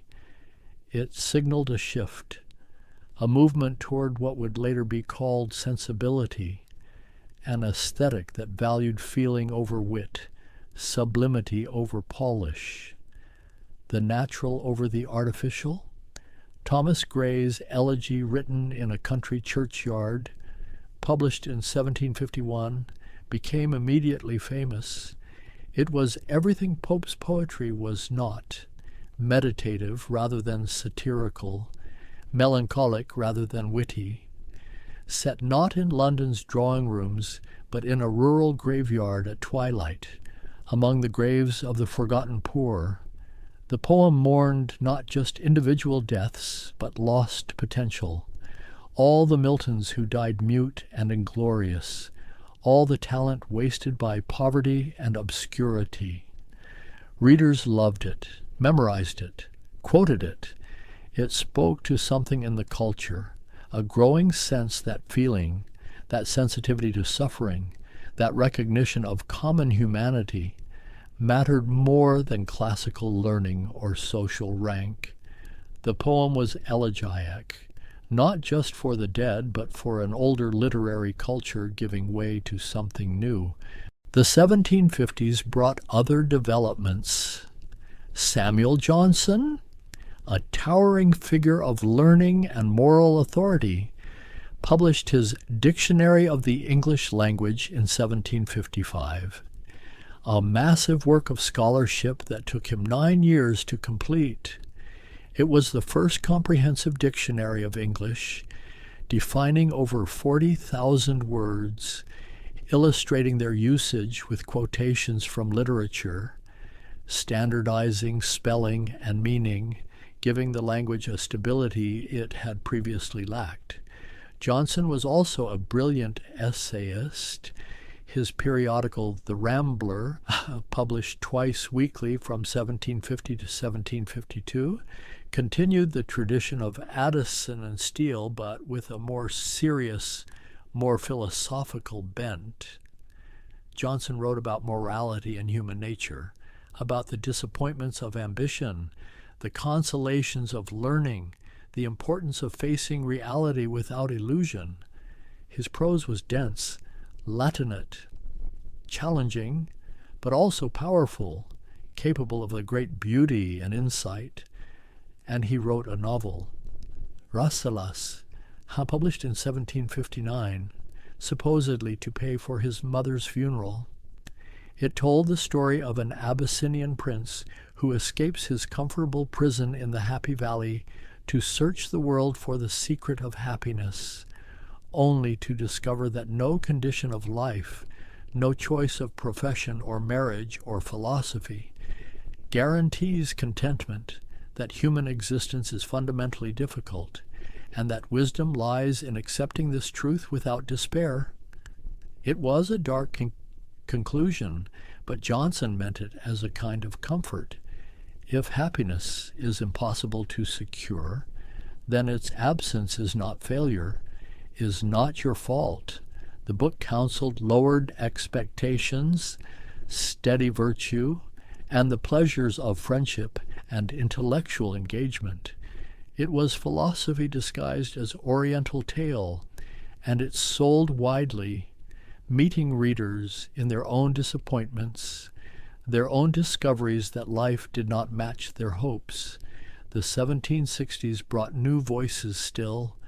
Lawrence Sterne published the first volumes of Tristram Shandy in 1759 and continued the work through the next decade, creating something utterly unlike any novel before it, a supposed autobiography that constantly digressed, that played with typography and page layout, that included blank pages and marbled pages, that stopped to address the reader, to argue with critics, to pursue tangents that went nowhere. Sterne was fascinated by consciousness itself, by how the mind works, how memory and association lead thoughts in unexpected directions, how time feels different from how it measures.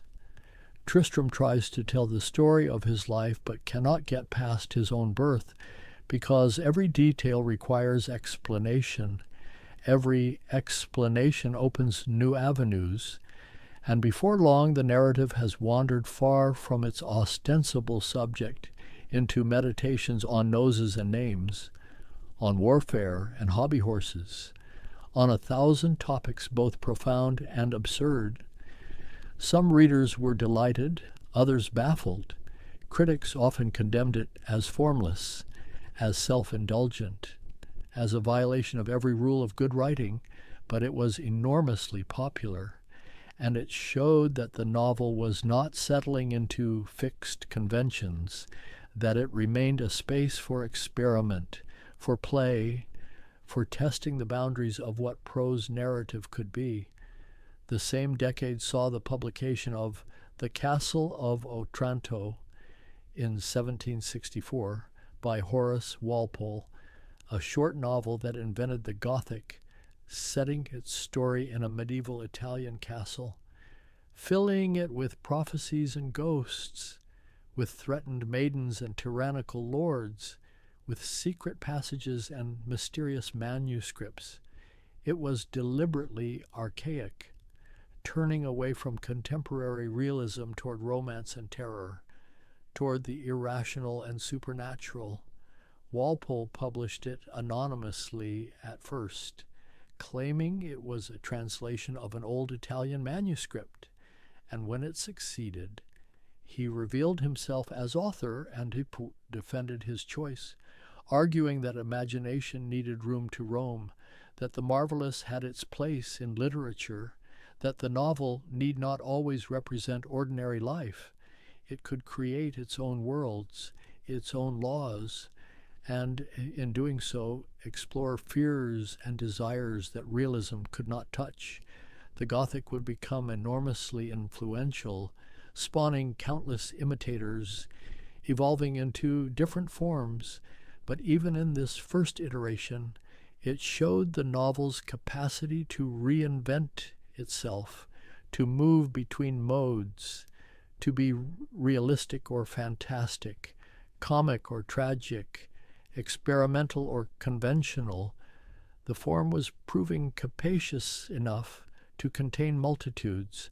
By the 1770s, English literature had grown rich and various, but it was also beginning to turn inward, to become more concerned with individual feeling, with the cultivation of sensibility, with the capacity to feel deeply, to sympathize, to be moved by beauty and suffering alike. The cult of sensibility, as it came to be known, valued emotional responsiveness as a moral quality. Those who could weep at a tale of distress, who trembled at injustice, who felt the sublime in nature, were considered morally superior to those who remained unmoved. Literature became a vehicle for testing and displaying this sensitivity. Novels featured scenes designed to provoke tears. Poetry dwelt on loss and melancholy, and readers measured their own worth by the intensity of their responses. Henry Mackenzie's The Man of Feeling, published in 1771, became the emblematic novel of this movement. Its protagonist, Harley, wanders through a series of encounters with suffering, weeping at every turn, helping where he can, unable to protect himself from the cruelty and calculation of the world. The novel is episodic, fragmented, supposedly reconstructed from torn manuscript pages, and it celebrates Harley's sensitivity even as it shows how ill-suited he is to survive in a harsh society. Readers wept over it, carried it with them, marked the passages that moved them most. The book became a kind of permission, a validation of feelings that the dominant culture often demanded be suppressed or controlled, especially in men for whom displays of emotion were suspect. Harley proved that a man could be both good and emotionally vulnerable, that tears were not weakness, but evidence of a refined soul. But sensibility had its critics. Some saw it as self-indulgent, as valuing feeling over action, as a kind of moral theater where one performed sensitivity without actually helping those in need. And in the hands of less skilled writers, novels of sensibility could become formulaic, mechanical in their production of predictable emotional effects. Tears shed according to schedule, virtue rewarded with implausible regularity. The novel was maturing, becoming self-aware, capable of examining its own conventions and assumptions, and nowhere was this more evident than in the work of Frances Burney, who published Evelina in 1778, when she was just 26 years old, and did so anonymously, unsure whether a woman's novel would be taken seriously. Evelina told the story of a young woman entering London society, navigating its complexities, its dangers, its absurdities. The novel was epistolary in Richardson's tradition, but lighter, more comic, more socially observant, Burney had a gift for dialogue, for capturing the rhythms of speech, the ways different classes and characters revealed themselves through language, and she used this gift to create a vivid portrait of contemporary social life, with all its pretensions and hypocrisies. The novel was a sensation. Everyone read it, tried to guess the author. When Burney's identity became known, she found herself celebrated. Dr. Johnson himself praised her work. She had proven that women could write novels that were both popular and critically respected, that dealt seriously with women's limited options, their vulnerability in a society that gave them little power, while also being entertaining, witty, pleasurable to read. Burney would write more novels, but none quite captured the freshness of Evelina, that sense of a new voice, a new perspective, entering literature and claiming space within it. She paved the way for the women novelists who would dominate the next century, showing that domestic life, courtship and marriage, the social education of young women could be the stuff of serious art. The 1780s saw the continuation of these trends, but also the first stirrings of something else, a new interest in the poor, the rural, the traditional ways of life that industrialization and enclosure were destroying. Oliver Goldsmith's The Deserted Village, published in 1770, had already mourned the depopulation of the countryside, the loss of agricultural communities to commercial farming, and now other poets took up similar themes. George Crabbe, a clergyman who knew rural poverty firsthand, published The Village in 1783. It was a deliberate response to the pastoral tradition, to poems that idealize country life as peaceful and innocent. Crabbe showed the reality, the back-breaking labor, the hunger, the diseases, the harsh treatment by landlords, the miserable old age awaiting those who had worked the land all their lives. His poetry was unflinching, almost documentary in its detail, refusing to prettify or romanticize. And yet, even as Crabbe insisted on harsh realities, others were beginning to find in nature and rural life a different kind of value, not pastoral innocence, but something wilder, more sublime, more spiritually significant. William Cowper's The Task, published in 1785, was a long discursive poem that moved between descriptions of nature, meditations on religion, and commentary on contemporary society. It was personal, conversational, finding in the landscape around his rural home a source of solace and meaning. Cowper suffered from severe depression, from religious despair, and his poetry became a way of holding these terrors at bay, of finding reasons to continue. The natural world offered him comfort that human society could not, and his readers responded to this, to the sense of a genuine voice, a real person struggling with darkness and finding glimpses of light, of grace in ordinary things, a winter walk, a greenhouse, the sounds of wind and rain. The 1780s also brought political upheaval that would reshape literature. The American Revolution had already demonstrated that colonial peoples could throw off imperial rule, could create new forms of government, and in 1789, the French Revolution began with its promise of liberty, equality, fraternity, its challenge to hereditary privilege, its assertion of universal human rights. English writers and intellectuals watched with a mixture of hope and fear. Some, like William Godwin, who published Political Justice in 1793, saw the revolution as the dawn of a new age, the triumph of reason over superstition, of merit over inherited rank, of human potential over the dead weight of tradition, Godwin argued for anarchism, for the gradual elimination of government itself as reason spread and people learned to live together without coercion.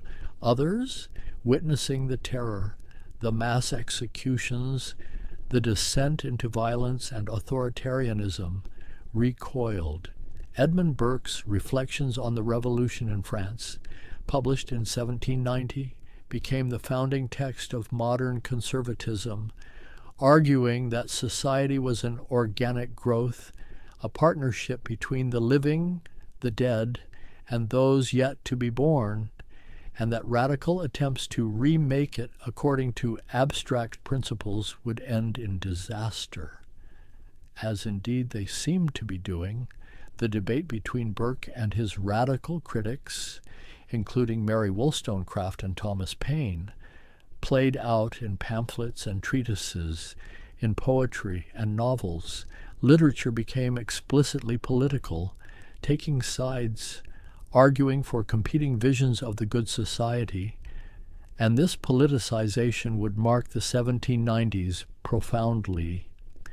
Mary Wollstonecraft, best known now for A Vindication of the Rights of Woman, published in 1792, also wrote novels, including Maria, or The Wrongs of Woman, left unfinished at her death in 1797.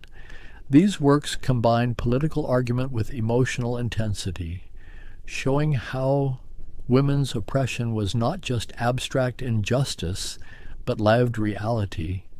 Marriages that were legal prostitution, property laws that left women destitute, educational systems that deliberately kept them ignorant.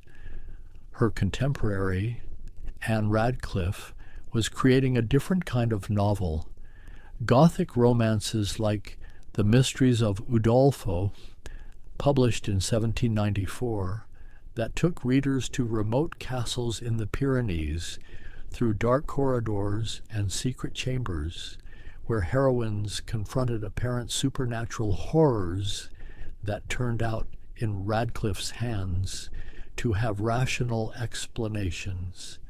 Her novels were enormously popular, and they showed that Gothic fiction could be respectable, could appeal to educated readers, could combine thrills with moral seriousness. The 1790s also saw the emergence of the Romantic poets, though they would not reach their full flowering until the next century. William Blake had been publishing and illustrating his visionary poetry since the 1780s, creating works like Songs of Innocence and Experience that saw the world split between opposing states, childhood and adulthood, joy and suffering, freedom and oppression. Blake worked outside the literary mainstream, engraving his own books by hand, selling few copies, but creating a body of work that was utterly original, mystical and political at once, crying out against the dark satanic mills of industrialization, the mind-forged manacles of conventional thinking. William Wordsworth and Samuel Taylor Coleridge met in 1795 and began the collaboration that would produce Lyrical Ballads in 1798, a collection of poems that would retrospectively be seen as marking the beginning of English Romanticism, though at the time it appeared anonymously, modestly, with little fanfare. The preface Wordsworth wrote for the 1800 edition laid out a new poetics. Poetry should use the language really spoken by people, not artificial poetic diction. It should take as in its subjects incidents and situations from common life, and it should be informed by imagination, by feeling, by the poet's emotional response to experience. These ideas were not entirely new, but Wordsworth articulated them with clarity and force, creating a manifesto, a call to transform poetry, to make it more democratic, more authentic, more alive. The 18th century was ending, and with it, a certain kind of literary culture, the dominance of the couplet in poetry, of rational satire, of the periodical essay as arbiter of taste. The novel had established itself, proven its worth, demonstrated its range. Poetry was turning toward nature and the imagination, toward childhood and memory, toward revolution and vision. But the century's literature remained, its books still read, still influential, still shaping how writers and readers understood what literature could be.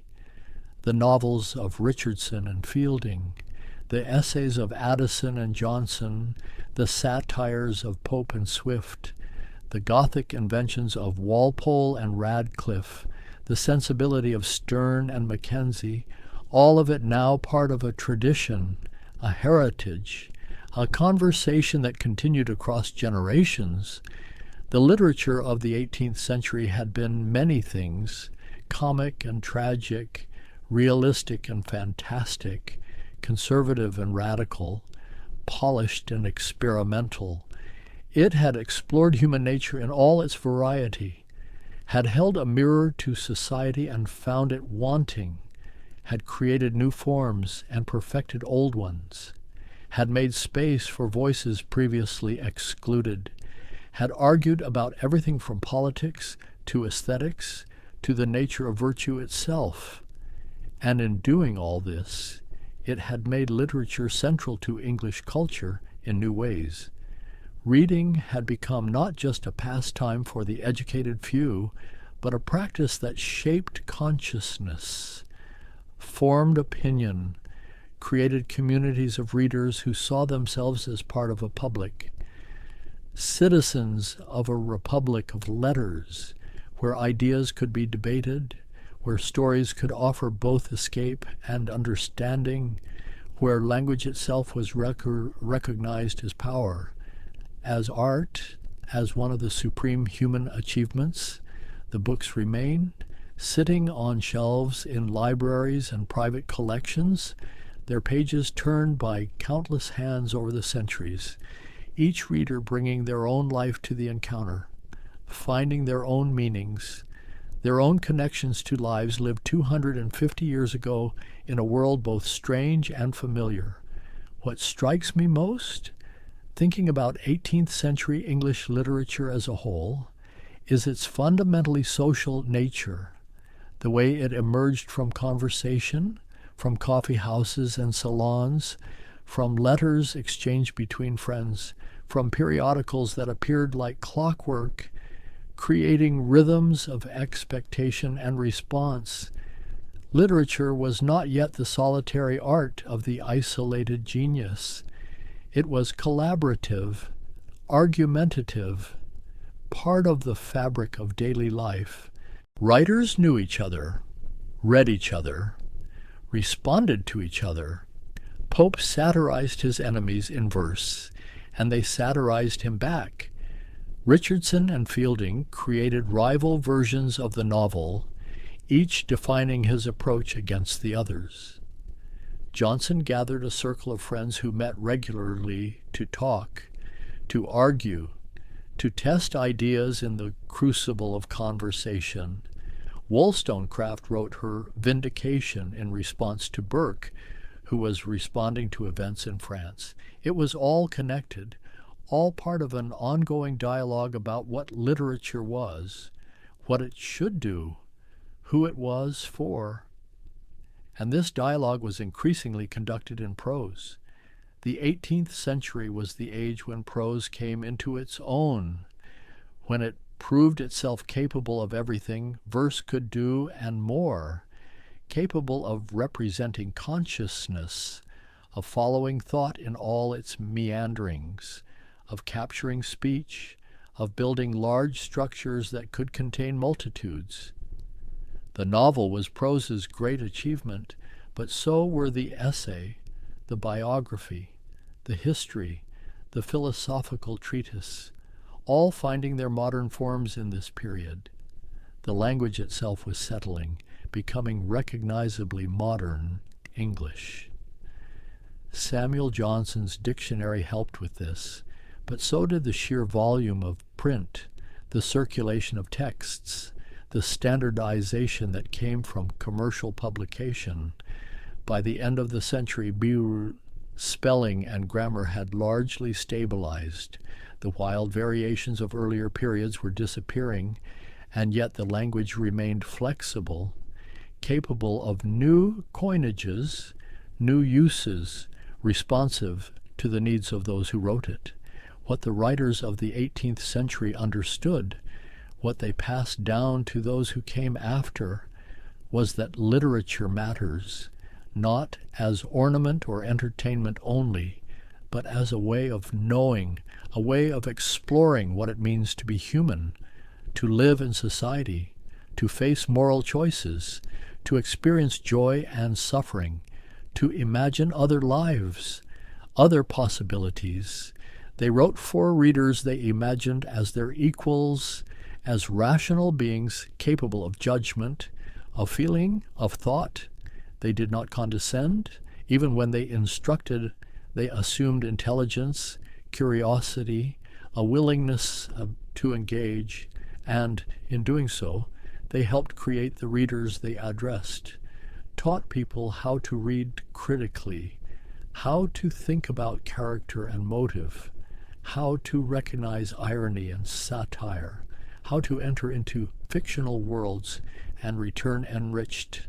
The legacy is everywhere, in the novel as we know it, in literary criticism, in the essay, in the idea of literature as a profession, as something one could do for a living rather than as a gentleman's pastime, in the expansion of who gets to write, who gets to read, who gets to participate in the literary culture. The 18th century did not complete any of these democratizations. Far from it, but it began them, opened doors that would prove difficult to close, and it left us specific treasures. Richardson's deep dive into consciousness, Fielding's generous comic vision, Johnson's moral seriousness, Sterne's playful experiments, Burney's social observation, the Gothic imagination of Walpole and Radcliffe, Pope's perfect couplets, Gray's melancholy, Cowper's nature, poetry, Blake's visions, all of it still readable, still alive, still capable of moving and surprising and delighting us. Sometimes I think about the candlelit rooms where these books were first read, the effort it took to read by such dim light, the cost of books and candles both, the way reading was often a communal activity, one person reading aloud while others listened and sewed or worked.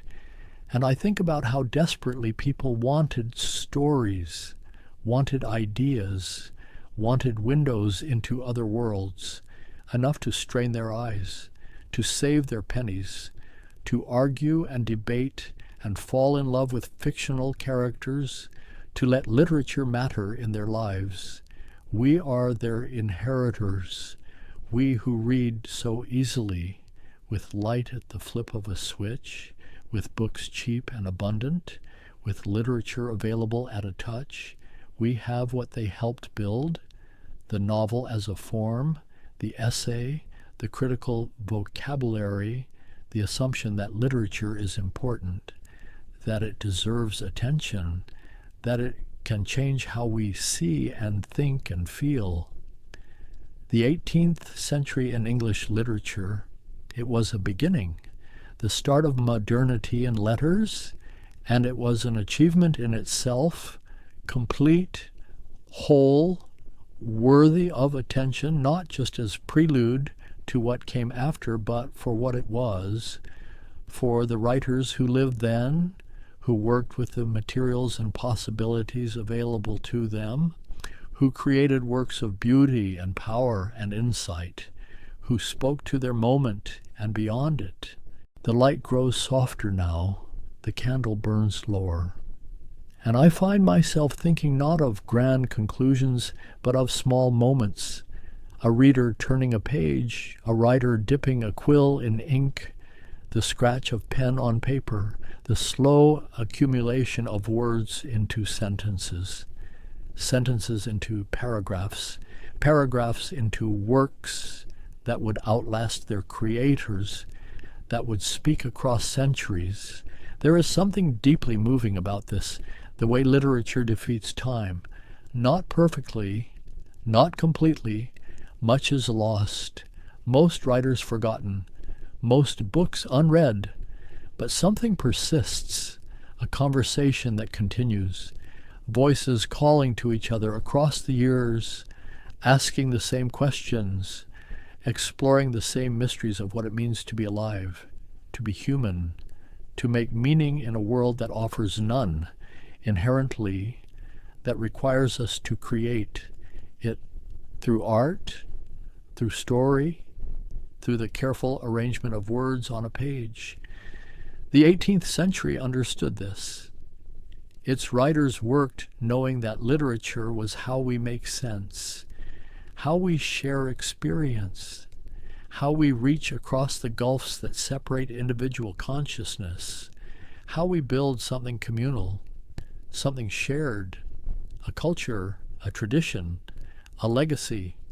And so the books remain, waiting on their shelves, patient as only books can be, ready for the next reader, the next encounter, the next moment when someone opens a cover and enters a world that existed before they were born and will exist after they are gone, that eternal present tense of reading, where Richardson's Clarissa still writes her letters, where Fielding's Tom Jones still journeys toward his fortune, where Sterne's Tristram still tries to tell his story, where all of it lives again, renewed, made fresh, given breath by attention.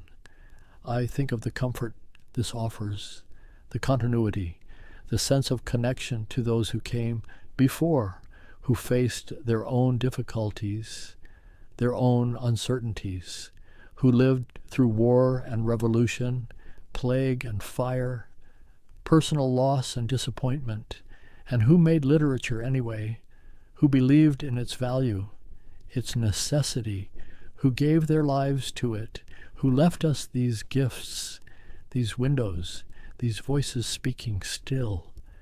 The room grows darker, the words on the page harder to see, but they are there, waiting, as they have waited, as they will wait, for the light to return, for the reader to arrive, for the conversation to continue.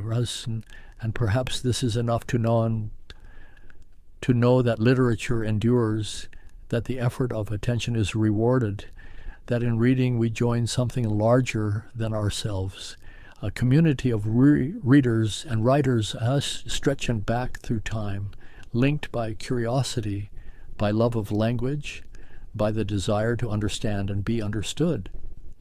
The 18th century gave us this.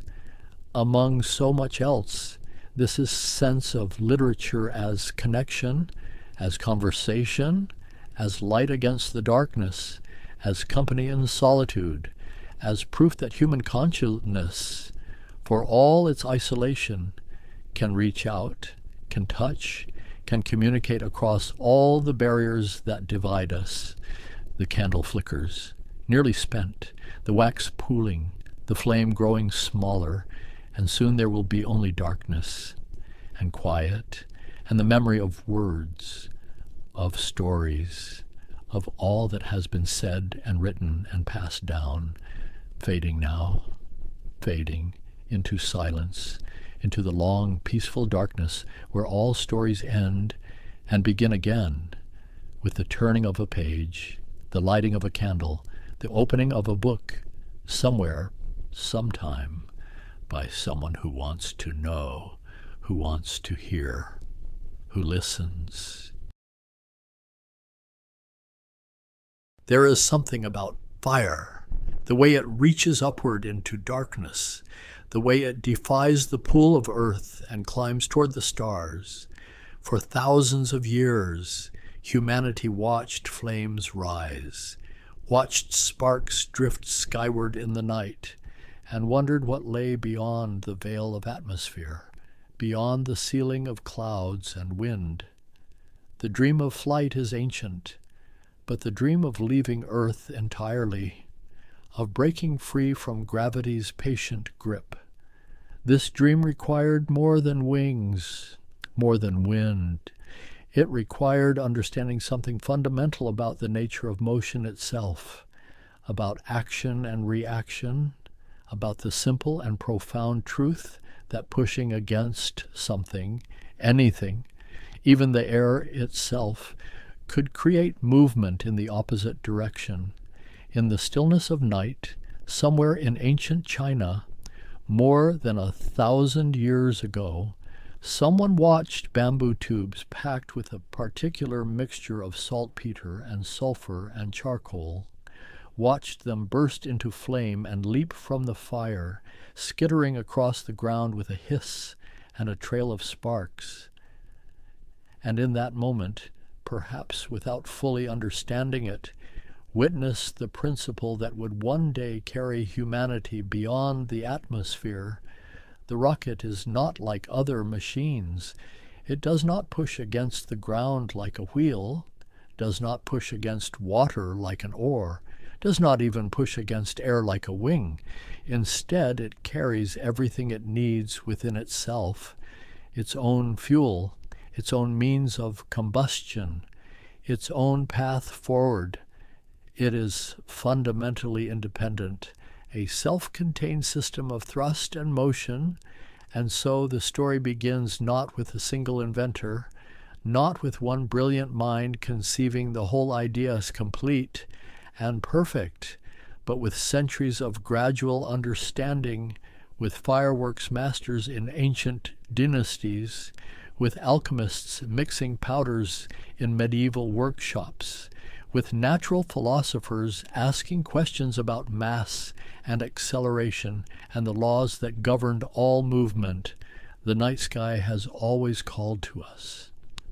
Those points of light scattered across the darkness, distant and unreachable, and yet somehow familiar, somehow important, as if we knew, even before we understood why, that reaching them would require us to become something more than we had been. In the beginning, rockets were simple things, tubes of paper or bamboo, filled with black powder, sealed at one end and open at the other.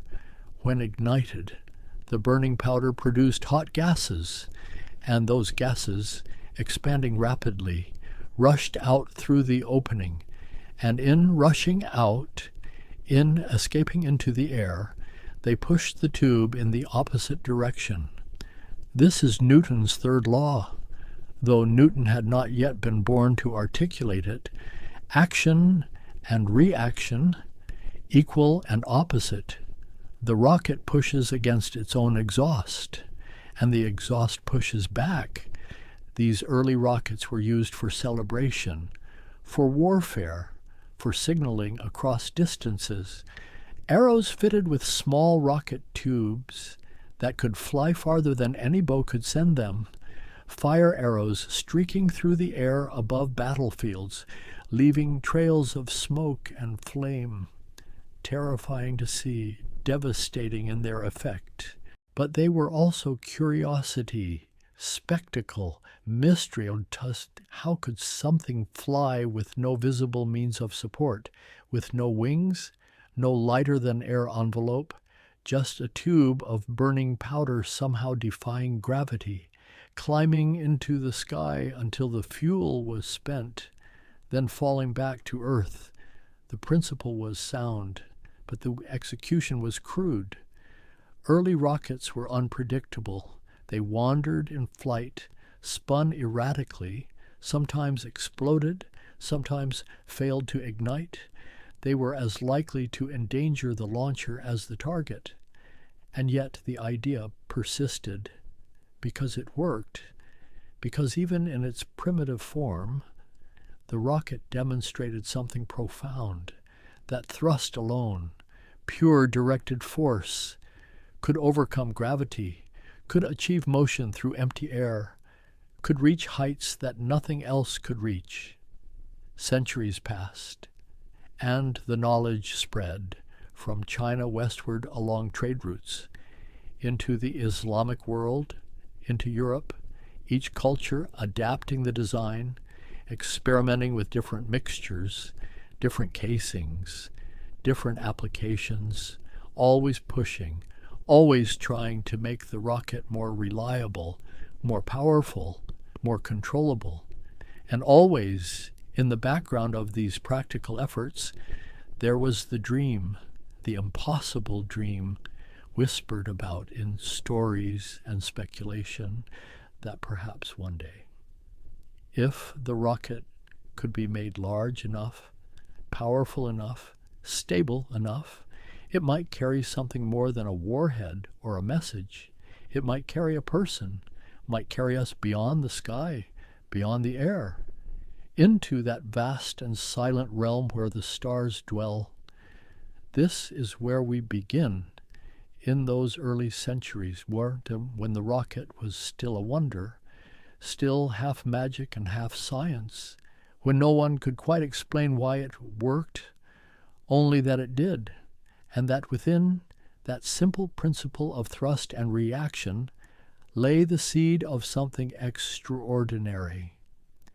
The earliest reliable accounts speak of the 13th century, of the Song dynasty in China, of soldiers defending their cities against Mongol invaders, of arrows fitted with tubes of fire that flew farther and faster than anything drawn by bowstring alone.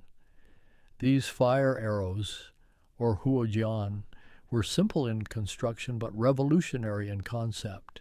A hollow tube attached to the shaft of an arrow, packed with black powder, the powder a mixture refined over centuries by alchemists seeking immortality. Saltpeter and sulfur and charcoal ground together in precise proportions, each ingredient contributing something essential to the burning.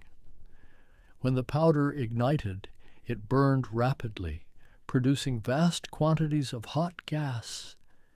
And this gas, trapped inside the tube, had nowhere to go but out through the opening at the rear, and as it rushed out, it pushed the arrow forward with tremendous force, carrying it hundreds of feet, sometimes more than 1,000 feet, distances impossible for ordinary archery. The Chinese military treatises of that era, documents like the Wujing Zongyao, the complete essentials from the military classics, described these weapons in careful detail, specified the ratios of ingredients, the length and diameter of the tubes, the methods of attachment to the arrow shaft. This was not magic. This was engineering, systematic and reproducible.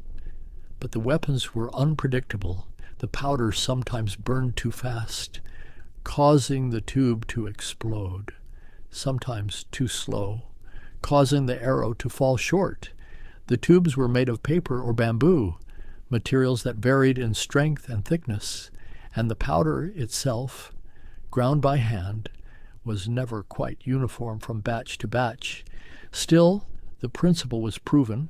Thrust could propel, force could overcome weight, and the knowledge began to spread, carried by traders and travelers, by the movement of armies and the exchange of ideas along the Silk Road. By the 13th and 14th centuries, accounts of rockets appeared in the Middle East. In the writings of Arab scholars and Persian historians, they called them Chinese arrows or fire lances, and they too began experimenting, modifying the designs, adapting them to their own purposes. In Europe, the knowledge arrived later, brought back perhaps by travelers returning from the East.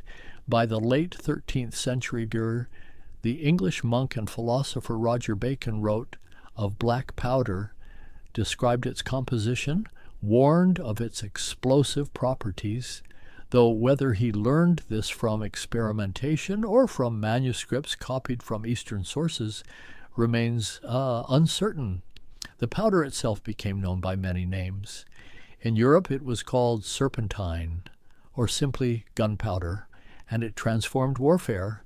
But for centuries, its primary use was in cannons and in bombards, in weapons that pushed projectiles out through tubes using the force of expanding gases. The rocket, the self-propelled version, remained a curiosity, a novelty. Europeans saw demonstrations, heard reports, but the technology did not take hold immediately, perhaps because cannons seemed more reliable, more controllable, easier to aim and predict. But in India, rockets evolved in a different direction. By the 18th century, the kingdom of Mysore in southern India had developed military rockets of remarkable sophistication. These were not simple fire arrows, but substantial weapons, iron tubes, sometimes 6 to 8 inches in diameter, attached to bamboo poles that served as stabilizers. The rockets of Mysore were filled with a hard-packed powder, compressed to create slower, more sustained burning, and this gave them greater range. They could fly more than a mile, and their iron casings made them far more destructive than the paper rockets of earlier centuries. The Sultan of Mysore, Hyder Ali, and later his son Tipu Sultan, deployed these rockets in battle against the British East India Company, launching them in volleys, hundreds at a time, the night sky filled with trails of sparks and flame. The sound tremendous, the psychological effect devastating. British officers, witnessing these attacks, wrote detailed reports, described the terror of facing an enemy that could strike from such distances, with such fury, and these reports, these accounts of a weapon unlike anything in the European arsenal, eventually made their way back to England. One of those who read the reports with great interest was a man named William Congreve, the son of a British artillery officer, himself an inventor and experimenter, fascinated by the potential of rockets as military weapons. Congreve began his own experiments in the early 1800s, studying the Indian designs, attempting to improve upon them to create rockets that could be manufactured reliably, that could be aimed with some degree of accuracy, that could serve as legitimate weapons of war. He worked methodically, testing different powder formulations, different casing materials, different stabilizer designs. His rockets were built of iron with carefully machined interiors, and they ranged in size from small signal rockets to massive bombardment rockets weighing 32 pounds or more. The Congreve rocket, as it became known, was adopted by the British military in 1805, and it saw action in numerous conflicts, most famously in the bombardment of Fort McHenry during the War of 1812. The rocket's red glare, immortalized in the American national anthem, a reference to Congreve's weapons streaking through the night sky above Baltimore. These rockets were formidable, but they remained fundamentally limited. Their accuracy was poor. They tumbled and wavered in flight. A long stabilizing stick helped, but not enough. A rocket might be aimed at a fortress and land 100 yards away, or veer off course entirely. The problem was one of balance and design. The rocket pushed itself forward by throwing mass backward, but that mass, the exhaust, emerged from a single point, and any slight imperfection in the construction, any variation in how the powder burned, would cause the rocket to spin or tumble. Still, for certain purposes, they were effective, setting fires, creating chaos, bombarding coastal targets from ships offshore, and the very fact that they worked at all, that they could carry explosive payloads over distances of a mile or more, kept interest alive. In Russia, in the early 19th century, a military officer named Konstantin Konstantinov studied rockets extensively, traveled to England to observe Congreve's designs, returned to Russia, and established a rocket production facility. His work focused on standardization, on creating manufacturing processes that would produce consistent results. Konstantinov understood that the rocket's unreliability stemmed largely from inconsistency. No two rockets were quite the same, and so he developed tools for measuring, for ensuring that each rocket was built to exact specifications. His ballistic pendulum allowed him to measure thrust, to compare different powder mixtures scientifically. He also recognized that the long stabilizing stick, while helpful, was cumbersome and added weight, and he experimented with other stabilization methods, with fins, with spin stabilization, trying to make the rocket more practical as a weapon. But even as military rockets evolved, even as they became more powerful and more reliable, they remained secondary weapons, curiosities, useful in specific circumstances, but never quite matching the accuracy and consistency of conventional artillery. What kept the dream alive? What prevented rockets from being abandoned entirely was not their military utility, but the idea they represented, the principle they embodied. Here was a machine that needed nothing but itself, that carried its own fuel, its own oxidizer, that could operate in any environment, even theoretically, in the absence of air. And there were those who understood this, who saw beyond the immediate application to something far more profound, visionaries who looked at the rocket and saw not a weapon, but a vehicle, a means of transportation to places no other machine could reach. In Russia, in the late 19th century, a school teacher named Konstantin Tsiolkovsky began publishing articles about space travel, about the theoretical possibility of using rockets to escape Earth's gravity. He was largely self-taught, worked in isolation in the provincial town of Kaluga, but his mind ranged across the cosmos. Tsiolkovsky derived the fundamental equation of rocket motion, the relationship between exhaust velocity and the mass ratio, the rocket equation that would govern all future spaceflight. He understood that a rocket could work in a vacuum, that it needed no air to push against, that it pushed against its own exhaust and nothing else. He wrote of multi-stage rockets, of liquid fuels that would burn more efficiently than black powder, of spacecraft that would one day orbit the Earth, of colonies in space, and though his work was largely unknown outside of Russia, though he had no means to build the machines he imagined, he laid the theoretical foundation for everything that would follow. In America, a professor named Robert Goddard conducted similar research, working independently, arriving at many of the same conclusions. Goddard was more practically minded than Tsiolkovsky, more interested in building and testing actual hardware, and he recognized early on that liquid fuels would be essential for any serious attempt at high-altitude flight. Goddard experimented in secret, afraid of ridicule, afraid of being labeled a dreamer or a fool.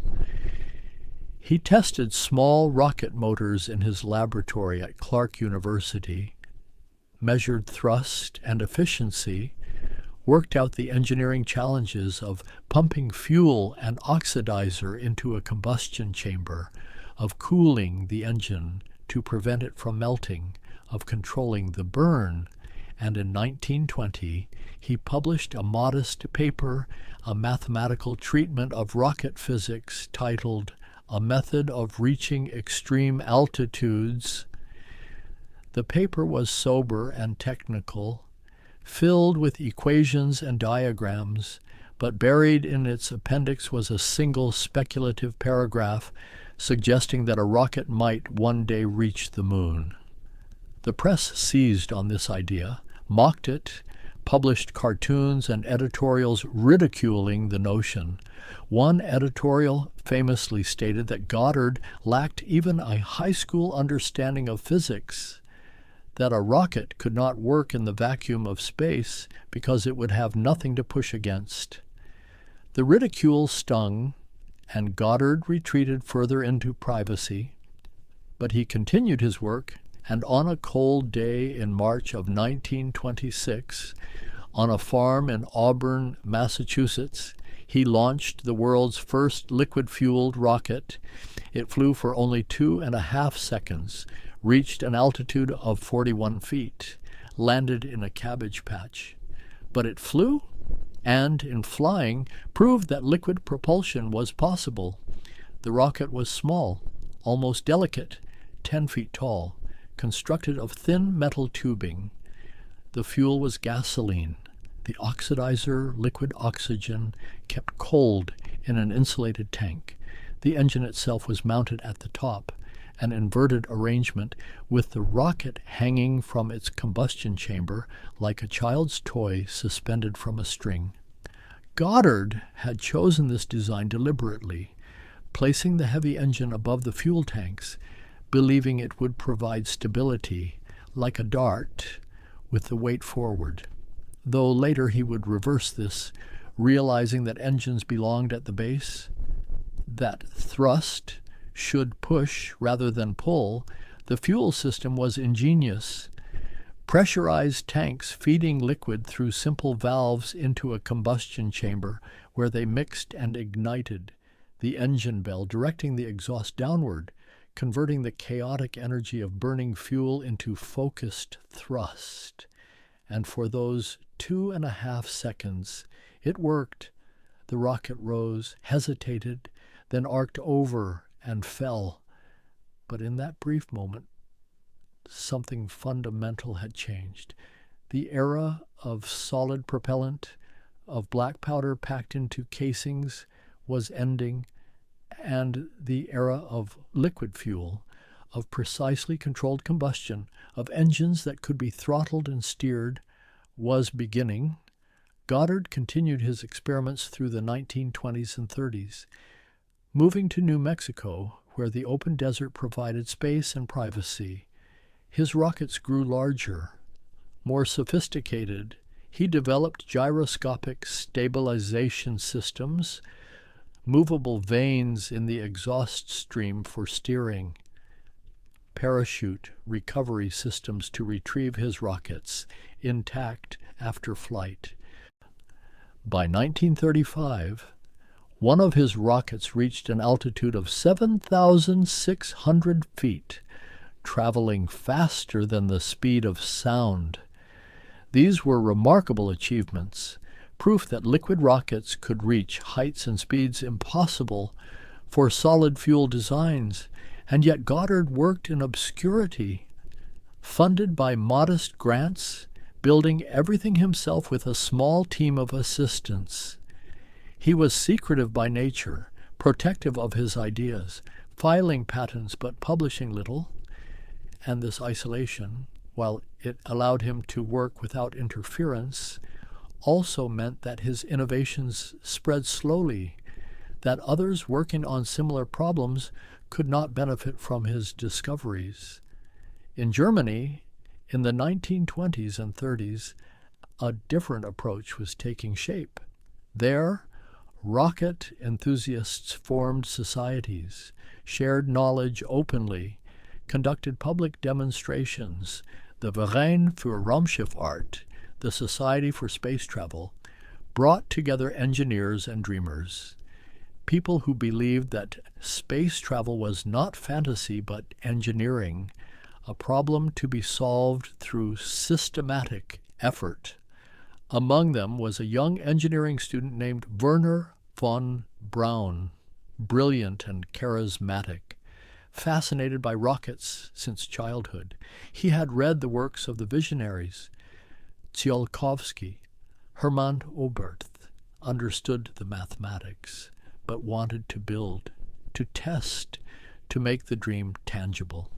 The society conducted experiments with small liquid-fueled rockets, launched them from fields outside Berlin, documented their failures and successes, and gradually their work attracted attention, including the attention of the German military, who saw in rockets a potential weapon, a way to strike at enemies from great distances without violating the Treaty of Versailles, which prohibited long-range artillery but said nothing about rockets.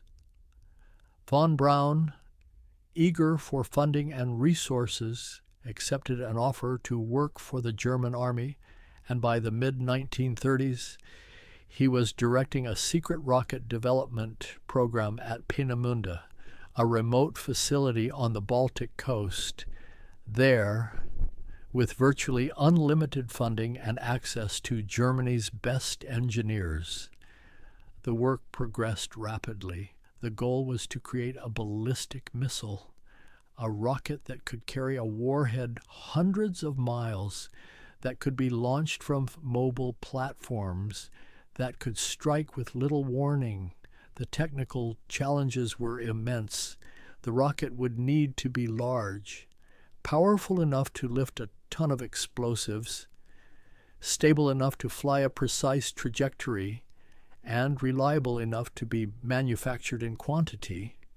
Through years of testing and failure, through countless design iterations, the team at Peenemünde developed the L4 rocket, later renamed the V2 Vergeltungswaffe 2, Vengeance Weapon 2, a machine that represented the culmination of decades of rocket development. The V2 stood 46 feet tall, weighed nearly 13 tons when fueled. Its engine burned a mixture of ethyl alcohol and liquid oxygen, producing 56,000 pounds of thrust, enough to lift the rocket to the edge of space to an altitude of 50 miles or more before the engine shut down and the rocket followed a ballistic arc to its target. The guidance system used gyroscopes and an analog computer, simple by later standards, but revolutionary for its time. It measured acceleration, calculated position, adjusted the rocket's trajectory using graphite veins in the exhaust stream, and when the correct velocity was reached, it shut down the engine. Everything that followed was physics, gravity and momentum carrying the warhead to impact. On the 3rd of October, 1942, the first successful V2 launch took place. The rocket climbed into the autumn sky above Peenemünde, its exhaust a brilliant white column, and for the first time in human history, a machine reached space, crossed the Kármán line, the boundary where atmosphere gives way to void. Von Braun and his team celebrated. One engineer reportedly said, "Today the spaceship was born. They understood that what they had created was more than a weapon. It was proof that space travel was possible, that rockets could overcome gravity, could reach beyond the atmosphere. But the V2 was born into war, and its purpose was destruction. Beginning in September of 1944, the rockets were fired at London, at Antwerp, at other Allied cities. They arrived without warning, faster than sound. The first sign of their approach was the explosion, then the sonic boom, then the fading rumble of the rocket's passage through the air. More than 3,000 V2s were launched in combat, killing thousands of civilians, and though they had little strategic impact on the war's outcome, though they came too late and were too inaccurate to change the tide of battle, they demonstrated something that could not be ignored. The rocket, as a technology, had matured, had become practical, had become powerful. As the war ended, as Allied forces advanced into Germany from both east and west, teams of soldiers and scientists raced to capture the rocket facilities, to seize the documentation, the hardware. The engineers themselves, the Americans and Soviets, both understood that rocket technology would be crucial in whatever conflicts lay ahead. Von Braun and most of his team surrendered to American forces, along with enough components to build dozens of V-2s. They were brought to the United States, along with captured rockets, and began working for the American military, transferring their knowledge, teaching American engineers what they had learned. In the Soviet Union, captured German engineers were put to work as well, forced to recreate the V-2, to train Soviet engineers in its operation and construction. The Soviets reverse engineered everything, documented every component, and then began developing their own designs, improving on what the Germans had built, and so began the Great Expansion, the era when rockets ceased to be curiosities or experimental devices and became central to national defense, to scientific research, to the growing competition between superpowers. In the American desert, at White Sands, proving ground, in New Mexico, captured V-2s were launched, 67 of them over the course of several years, each flight a test, each flight carrying instruments into the upper atmosphere, measuring radiation, temperature, atmospheric composition, taking photographs from altitudes that revealed the curvature of Earth. Scientists placed fruit flies aboard, mice, even monkeys, testing the effects of high acceleration and brief weightlessness. The rockets climbed to heights of over 100 miles, then fell back. Sometimes the payloads were recovered. Sometimes they were destroyed on impact. But data was gathered, knowledge accumulated. The V-2 program taught American engineers how to build large rockets, how to handle cryogenic propellants, how to test and troubleshoot complex systems. But the V-2 itself was limited. It was a weapon converted awkwardly to scientific use. What was needed was something new, something designed from the start for the demands of space flight. And so the refinement began. The V-2 spawned successors, the Viking rocket, the Redstone, each incorporating improvement, better engines, more efficient fuel mixtures, more sophisticated guidance. The rockets grew more reliable, their flights more predictable. At the same time, new propellants were being explored. Researchers discovered that kerosene burned more efficiently than alcohol, that hydrogen, the lightest element, offered even better performance if its extreme cold could be managed. New oxidizers were tested, nitric acid, nitrogen tetroxide, each with advantages and drawbacks, each requiring different materials, different handling procedures. The Soviet Union pursued parallel development under the direction of Sergei Korolev, a brilliant engineer who had survived Stalin's purges and the gulags, who emerged from imprisonment to lead the Soviet rocket program. Korolev drove his teams relentlessly, pushed for ever larger rockets, ever greater capabilities. By the early 1950s, both nations were developing intercontinental ballistic missiles, rockets capable of carrying nuclear warheads across continents. These were massive machines, far larger than the V-2, requiring engines of tremendous power, and their development pushed rocket technology forward at an unprecedented pace. But alongside the military applications, alongside the missiles and warheads, another possibility was emerging, the idea that these same rockets, with their ever-increasing power, might finally achieve what the visionaries had dreamed, might carry something beyond weapons into space, might launch satellites, spacecraft, even people, into orbit around Earth. The race to orbit began quietly, with calculations and proposals, with engineers sketching designs for satellites, small machines that could be placed in orbit around Earth, circling endlessly, held by gravity but moving too fast to fall, a balance between velocity and attraction that would keep them aloft indefinitely. The mathematics were well understood. To achieve orbit, a rocket had to reach a speed of approximately 17,500 miles per hour at an altitude above the atmosphere. Anything slower and it would fall back. Anything faster and it might escape Earth's gravity entirely. The challenge was not theoretical but practical. Building an engine powerful enough, a structure light enough, a guidance system precise enough. Both the United States and the Soviet Union announced plans to launch satellites during the International Geophysical Year, a period of coordinated scientific research spanning 1957 and 1958. The announcements were public, but the programs themselves were shrouded in secrecy, each nation guarding its progress, its methods, its timeline.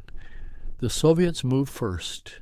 On the 4th of October, 1957, a rocket lifted off from the Baikonur Cosmodrome in Kazakhstan, a modified R-7 intercontinental ballistic missile. Its core stage flanked by 4 strap-on boosters, the configuration gave it tremendous thrust, enough to carry a payload beyond the atmosphere. Atop the rocket sat Sputnik, a sphere of polished metal, 23 inches in diameter, weighing 184 pounds. It carried a radio transmitter, nothing more. But when the rocket placed it into orbit, when its signal began broadcasting back to Earth, a series of steady beeps, the world changed. For the first time, humanity had placed an object in orbit, had created an artificial moon, and anyone with a radio receiver could hear its voice, that steady pulse passing overhead every 96 minutes. A harbinger of a new age, the psychological impact was profound, especially in the United States, where the news was received with shock and dismay. The Soviets, who had been perceived as technologically inferior, had achieved something remarkable, had beaten America into space. The implications for national security were clear. A rocket that could place a satellite in orbit could also deliver a warhead anywhere on Earth. The American response was urgent, chaotic. Multiple rocket programs competed for resources and attention. The Navy's Vanguard, the Army's Jupiter, each promised to launch a satellite quickly, to reclaim prestige. But the Vanguard rocket failed spectacularly in December of 1957, exploding on the launch pad in front of television cameras. The humiliation was public and complete. Finally, on the 31st of January, 1958, a Jupiter C rocket designed by von Braun's team successfully placed Explorer 1 into orbit. America's first satellite, it weighed only 30 pounds, carried a cosmic ray detector built by James Van Allen, and its instruments made an immediate discovery: radiation belts surrounding Earth, trapped particles spiraling along magnetic field lines, the Van Allen belts, proof that space was not empty, but filled with invisible hazards. The space age had begun in earnest, and what followed was an escalation, each success prompting a more ambitious attempt. The Soviets launched Sputnik 2 in November of 1957, carrying a dog named Laika, the first living creature to orbit Earth. Though the mission was one way, no provision made for return. Laika died in orbit, but the flight proved that life could survive launch and weightlessness. The rockets themselves evolved rapidly. Engines grew more powerful.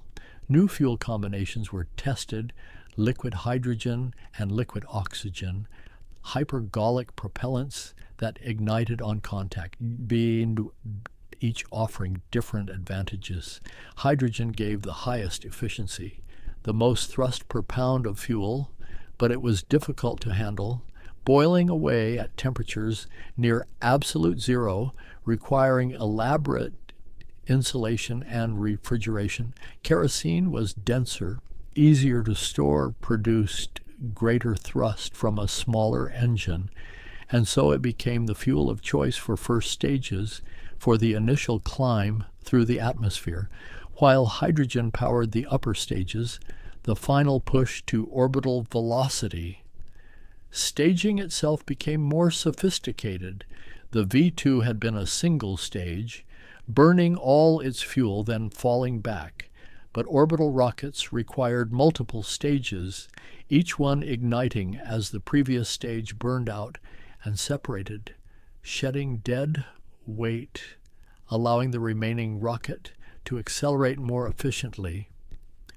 Korolev's R-7 used a unique approach.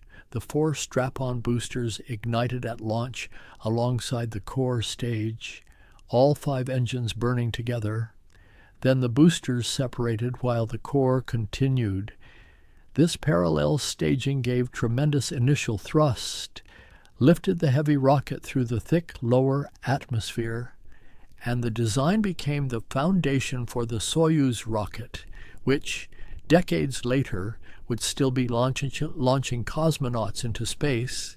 In America, new rocket families emerged: the Thor, the Atlas, the Titan, each designed originally as a missile, each adapted for spaceflight. The Atlas used a unique balloon structure, the thin stainless steel pressurized with fuel to maintain rigidity. It was light but fragile, and its engines were powerful, burning kerosene and liquid oxygen, producing hundreds of thousands of pounds of thrust. The development was expensive, dangerous. Rockets exploded regularly on the pad, in flight. The early success rate was perhaps 50%. Each failure investigated, each problem addressed.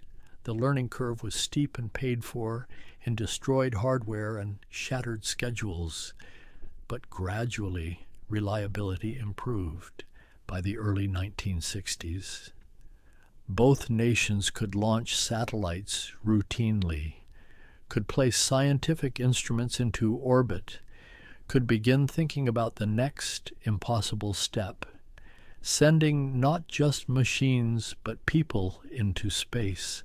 The human body was fragile, evolved for Earth's gravity, for sea-level air pressure, or for protection from radiation. Space offered none of these. It was vacuum, extreme temperatures, cosmic rays. Micrometeoroids traveling at miles per second to send a person into orbit required solving problems beyond rocketry, required life support systems, pressure suits, heat shields for re-entry. The Soviets again moved first on the 12th of April, 1961. Yuri Gagarin, a 27-year-old pilot, rode a Vostok rocket into orbit. His capsule was spherical, automated. He was a passenger more than a pilot, but he orbited Earth once, 108 minutes from launch to landing, and returned safely, the first human to see Earth from space, to experience weightlessness, to prove that people could survive beyond the atmosphere. 3 weeks later, Alan Shepard, aboard a Mercury capsule atop a Redstone rocket, made America's first crewed flight, a suborbital arc, 15 minutes from launch to splashdown, reaching space but not achieving orbit. Still, it was a beginning, and it prompted President Kennedy, responding to the continued Soviet lead, to announce in May of 1961 that America would land a man on the moon before the decade's end. The declaration was audacious, shocking even to NASA's own engineers. The United States had barely achieved 15 minutes of space flight. The moon was 240,000 miles away. The technology needed did not exist. The rockets powerful enough had not been designed. No one knew how to navigate in space, how to dock two spacecraft together, how to land on another world and return, but the goal was set, and the resources followed. NASA's budget increased dramatically. Factories were built, test facilities constructed, thousands of engineers hired. The entire endeavor became a national project, a demonstration of will and capability. New rockets were needed, much larger than anything yet flown.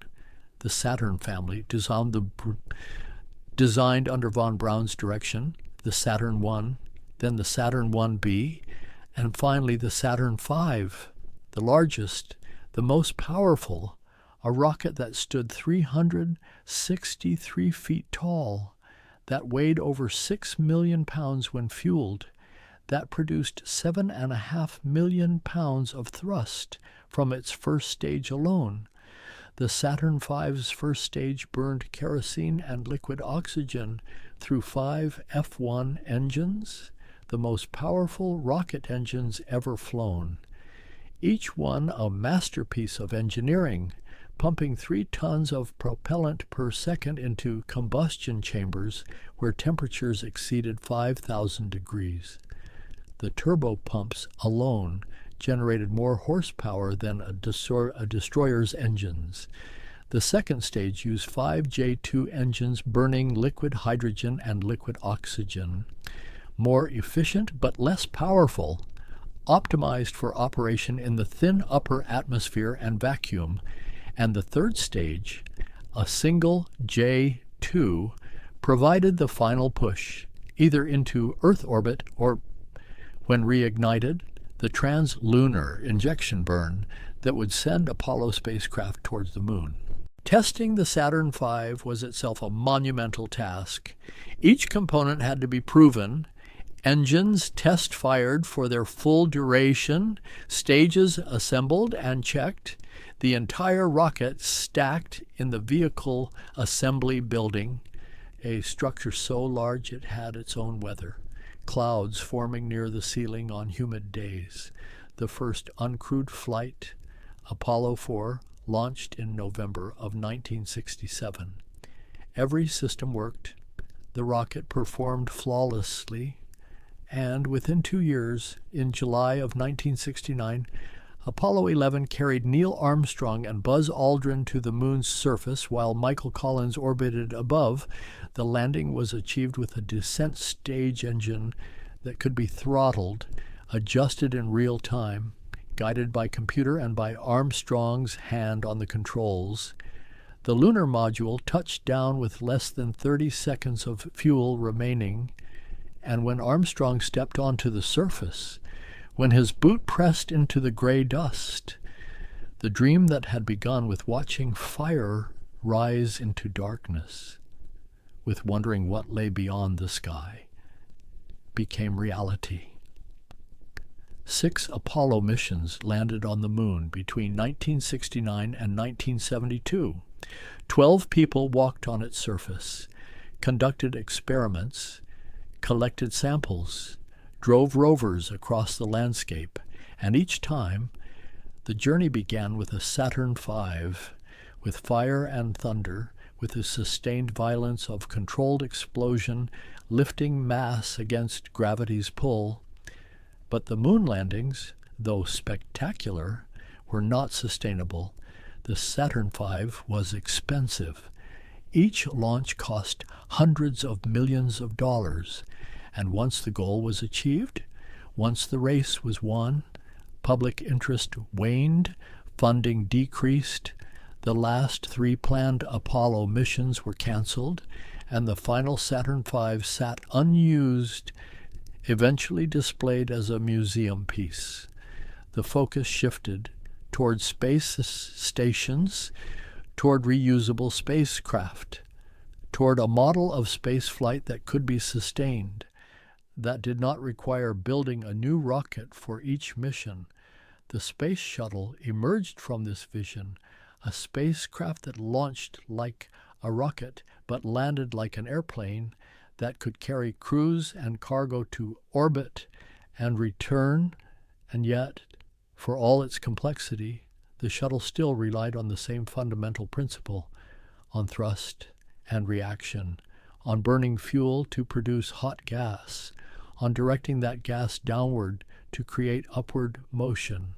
The solid rocket boosters, the largest ever flown, provided most of the initial thrust, each one burning 11 tons of propellant, and the main engines, fed from the enormous external tank, burned liquid hydrogen and oxygen with extraordinary efficiency. The shuttle flew for 30 years, from 1981 to 2011, 135 missions, building the International Space Station, launching satellites and telescopes, conducting countless experiments, but it never achieved the routine access to space that had been promised. It remained complex, expensive, and fragile. 2 orbiters were lost, Challenger in 1986, Columbia in 2003, 14 astronauts killed. Meanwhile, rockets continued to evolve elsewhere, in Russia, in Europe, in China, India, Japan, each nation developing launchers suited to their needs. The expendable rockets proved more economical for most purposes, simpler, more reliable, and the technology matured into a stable, almost routine capability by the early 21st century. Why? As rockets could place satellites into orbit with remarkable precision, could send probes to every planet in the solar system, could support a permanent human presence aboard the International Space Station, and yet the cost remained high, access remained limited, and the dream of widespread space flight, of routine travel beyond Earth, remained unfulfilled. Then, quietly at first, a new approach began to emerge, not from governments but from private companies, from entrepreneurs who looked at the rockets of the past and asked, why do we throw them away? Why not recover them, refurbish them, fly them again? The question was simple, almost obvious in hindsight. Why had no one seriously attempted it before? Perhaps because the engineering seemed impossible. A rocket descending from space, enduring temperatures of thousands of degrees, decelerating from hypersonic speeds, then landing gently, precisely, ready to fly again. The forces involved were extreme, the margins for error non-existent. But in the early 2000s, a company called SpaceX, founded by an entrepreneur who had made his fortune in software, began working on exactly this problem, recovering and reusing rockets, turning launch vehicles into something more like aircraft, machines that could fly repeatedly, that could be refurbished between flights rather than rebuilt from scratch. The technical challenges were immense. A rocket stage falling back to Earth accelerated to tremendous speeds, heated by friction with the atmosphere.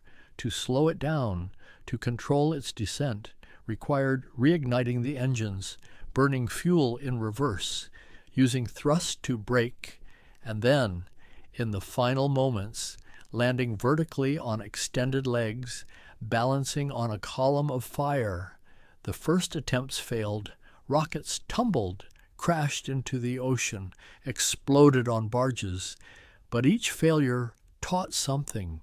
Each test refined the control algorithms, improved the landing legs, adjusted the fuel reserves, and gradually, impossibly, it began to work. In December of 2015, a Falcon 9 first stage, after launching satellites toward orbit, returned to Cape Canaveral, descended through the night sky, and landed upright on a concrete pad, its engines burning blue and white, the sound rolling across the Florida coast like distant thunder. It was the first orbital-class rocket booster ever recovered intact after flight. More landings followed, some on land, some on autonomous drone ships positioned in the ocean. The boosters became reliable, routine within a few years. SpaceX was flying the same booster multiple times, 10 flights, 15, 20, proving that rockets could be reused, that the economics of spaceflight could fundamentally change. Other companies followed, developed their own reusable designs, their own approaches to recovery and refurbishment, and slowly the industry began to transform. Launch costs decreased. Access to space expanded. Satellites proliferated, forming constellations that provided internet coverage, Earth observation, communications. But beyond the practical applications, beyond the economics and the engineering, something deeper was happening. Rockets were becoming less mysterious, less singular. They were still dangerous, still spectacular, but they were no longer impossible, no longer the exclusive domain of superpowers. Small companies could build them. Universities could launch payloads. The barrier was lowering, and as it lowered, as access expanded, the old dreams revived. Plans for permanent bases on the moon, for missions to Mars, for mining asteroids, for building structures in orbit. These were no longer pure fantasy. They were engineering projects, difficult, expensive, but achievable with enough time and resources. The rockets themselves continued to grow.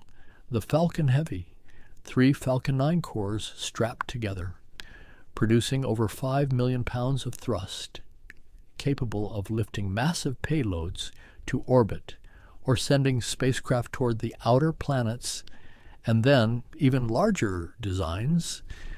Starship, a fully reusable system, both stages designed to return and land, to be flown again within hours, a vision of space flight, more like aviation than like the expendable rockets of the past. These new vehicles burned methane rather than kerosene, a fuel that could theoretically be manufactured on Mars, that left less residue in the engines, that offered a path toward true reusability, toward spacecraft that could refuel in orbit or on other worlds, that could journey not just to space but through it, to destinations across the solar system. The engines evolved as well. Some used traditional bell nozzles, carefully shaped to maximize efficiency. Others experimented with aerospike designs, with new combustion cycles, with additive manufacturing that allowed complex internal geometries impossible to machine. Each generation more efficient, more powerful, more reliable than the last. And through all this development, through all these decades of refinement and innovation, the fundamental principle never changed: thrust and reaction, burning fuel to produce high-velocity exhaust, directing that exhaust to create motion in the opposite direction. It was the same principle that had propelled fire arrows across medieval battlefields, the same physics that Tsiolkovsky had described in his quiet study, the same force that Goddard had harnessed in his cabbage patch. But the understanding had deepened. The execution had been perfected. What was once uncertain and dangerous had become, if not routine, at least reliable, predictable, a mature technology built on a foundation of accumulated knowledge, of lessons learned through failure and success, of incremental improvements compounding over time. The rockets flying today are marvels, structures of incredible precision, engines of extraordinary complexity, guidance systems that calculate trajectories in real time, that adjust for wind and weather, that can land a booster on a platform the size of a tennis court while traveling thousands of miles per hour. And yet they are still, at their core, tubes filled with fuel, nozzles directing exhaust, the same basic architecture as the V-2, as Goddard's prototype, as the Chinese fire arrows. What changed was not the principle but the mastery, the understanding of materials that could withstand extreme temperatures, of pumps that could move tons of cryogenic liquid per second, of computers that could control combustion with millisecond precision, of manufacturing techniques that could produce engines reliably, identically, again and again. And so we arrive at the present moment, at a time when rockets launch almost weekly, when payloads reach orbit routinely, when the International Space Station has been continuously inhabited for more than 2 decades, when rovers explore Mars, when probes have visited every planet and ventured into interstellar space, all of it made possible by rockets, by the patient refinement of a technology that began as spectacle and warfare and became the key to leaving Earth. The future remains uncertain, but the possibilities are visible. Bases on the moon, where astronauts work for months at a time. Missions to Mars carrying crews who will spend years away from Earth. Telescopes placed at distant points in space, revealing the universe with unprecedented clarity, perhaps even eventually. Journeys to the outer planets, to the moons of Jupiter and Saturn, to places we have seen only through the eyes of our robotic emissaries. All of this rests on rockets, on that simple and profound principle of action and reaction, on our ability to generate thrust, to overcome gravity, to carry ourselves and our instruments beyond the atmosphere. It is a testament to human ingenuity, to persistence, to the willingness to dream impossible things and then, methodically, patiently, make them real. The night sky still calls to us, those distant points of light. And now we have the means to answer, not yet easily, not yet cheaply, but reliably. We can build machines that leave Earth, that operate in the void, that return with knowledge and with proof that we can survive beyond our world. The rockets stand on their pads, tall and white against the sky, fueled and waiting. Inside them, liquid oxygen and hydrogen at temperatures that would freeze flesh instantly. Pumps spinning at tens of thousands of revolutions per minute, computers running through final checks, and then, when everything is ready, when all the systems align, the engines ignite, fire blooms at the base, white and impossibly bright. The sound follows, a physical force, a sustained roar that shakes the ground for miles, and slowly, fighting gravity with every ounce of thrust, the rocket begins to rise, at first barely moving, hanging on its column of fire, then accelerating, faster and faster. the exhaust trail lengthening behind it, a pillar of cloud reaching from earth to sky. And as it climbs, as it shrinks to a point of light and then disappears entirely, it carries with it centuries of accumulated knowledge, the dreams of visionaries who never saw their ideas fulfilled, the work of engineers who solved problems piece by piece, the courage of those who rode these machines into the unknown, all of it concentrated into this moment, this flight, this reaching upward into darkness. The rockets are magnificent, but they are also familiar now. We have seen them launch 1,000 times, watched them land, watched them fly again. They are no longer miracles but tools, sophisticated and powerful, but understood, controllable, ours to use as we venture outward, as we take our first tentative steps beyond the world that made us. And perhaps that is the real achievement, not any single flight, not any particular mission, but the transformation of the impossible into the routine, the conversion of dreams into engineering, the patient building of capability, one test, one failure, one success at a time, until what once seemed like magic became simply flight. The flame still reaches upward, still climbs toward the stars, but now we understand it, now we ride it, now we use it to carry ourselves beyond the sky, to places our ancestors could only imagine, and the journey has just begun. The rockets are ready. The destinations are waiting, and the flame, the ancient flame that first made us wonder, now lifts us toward answers.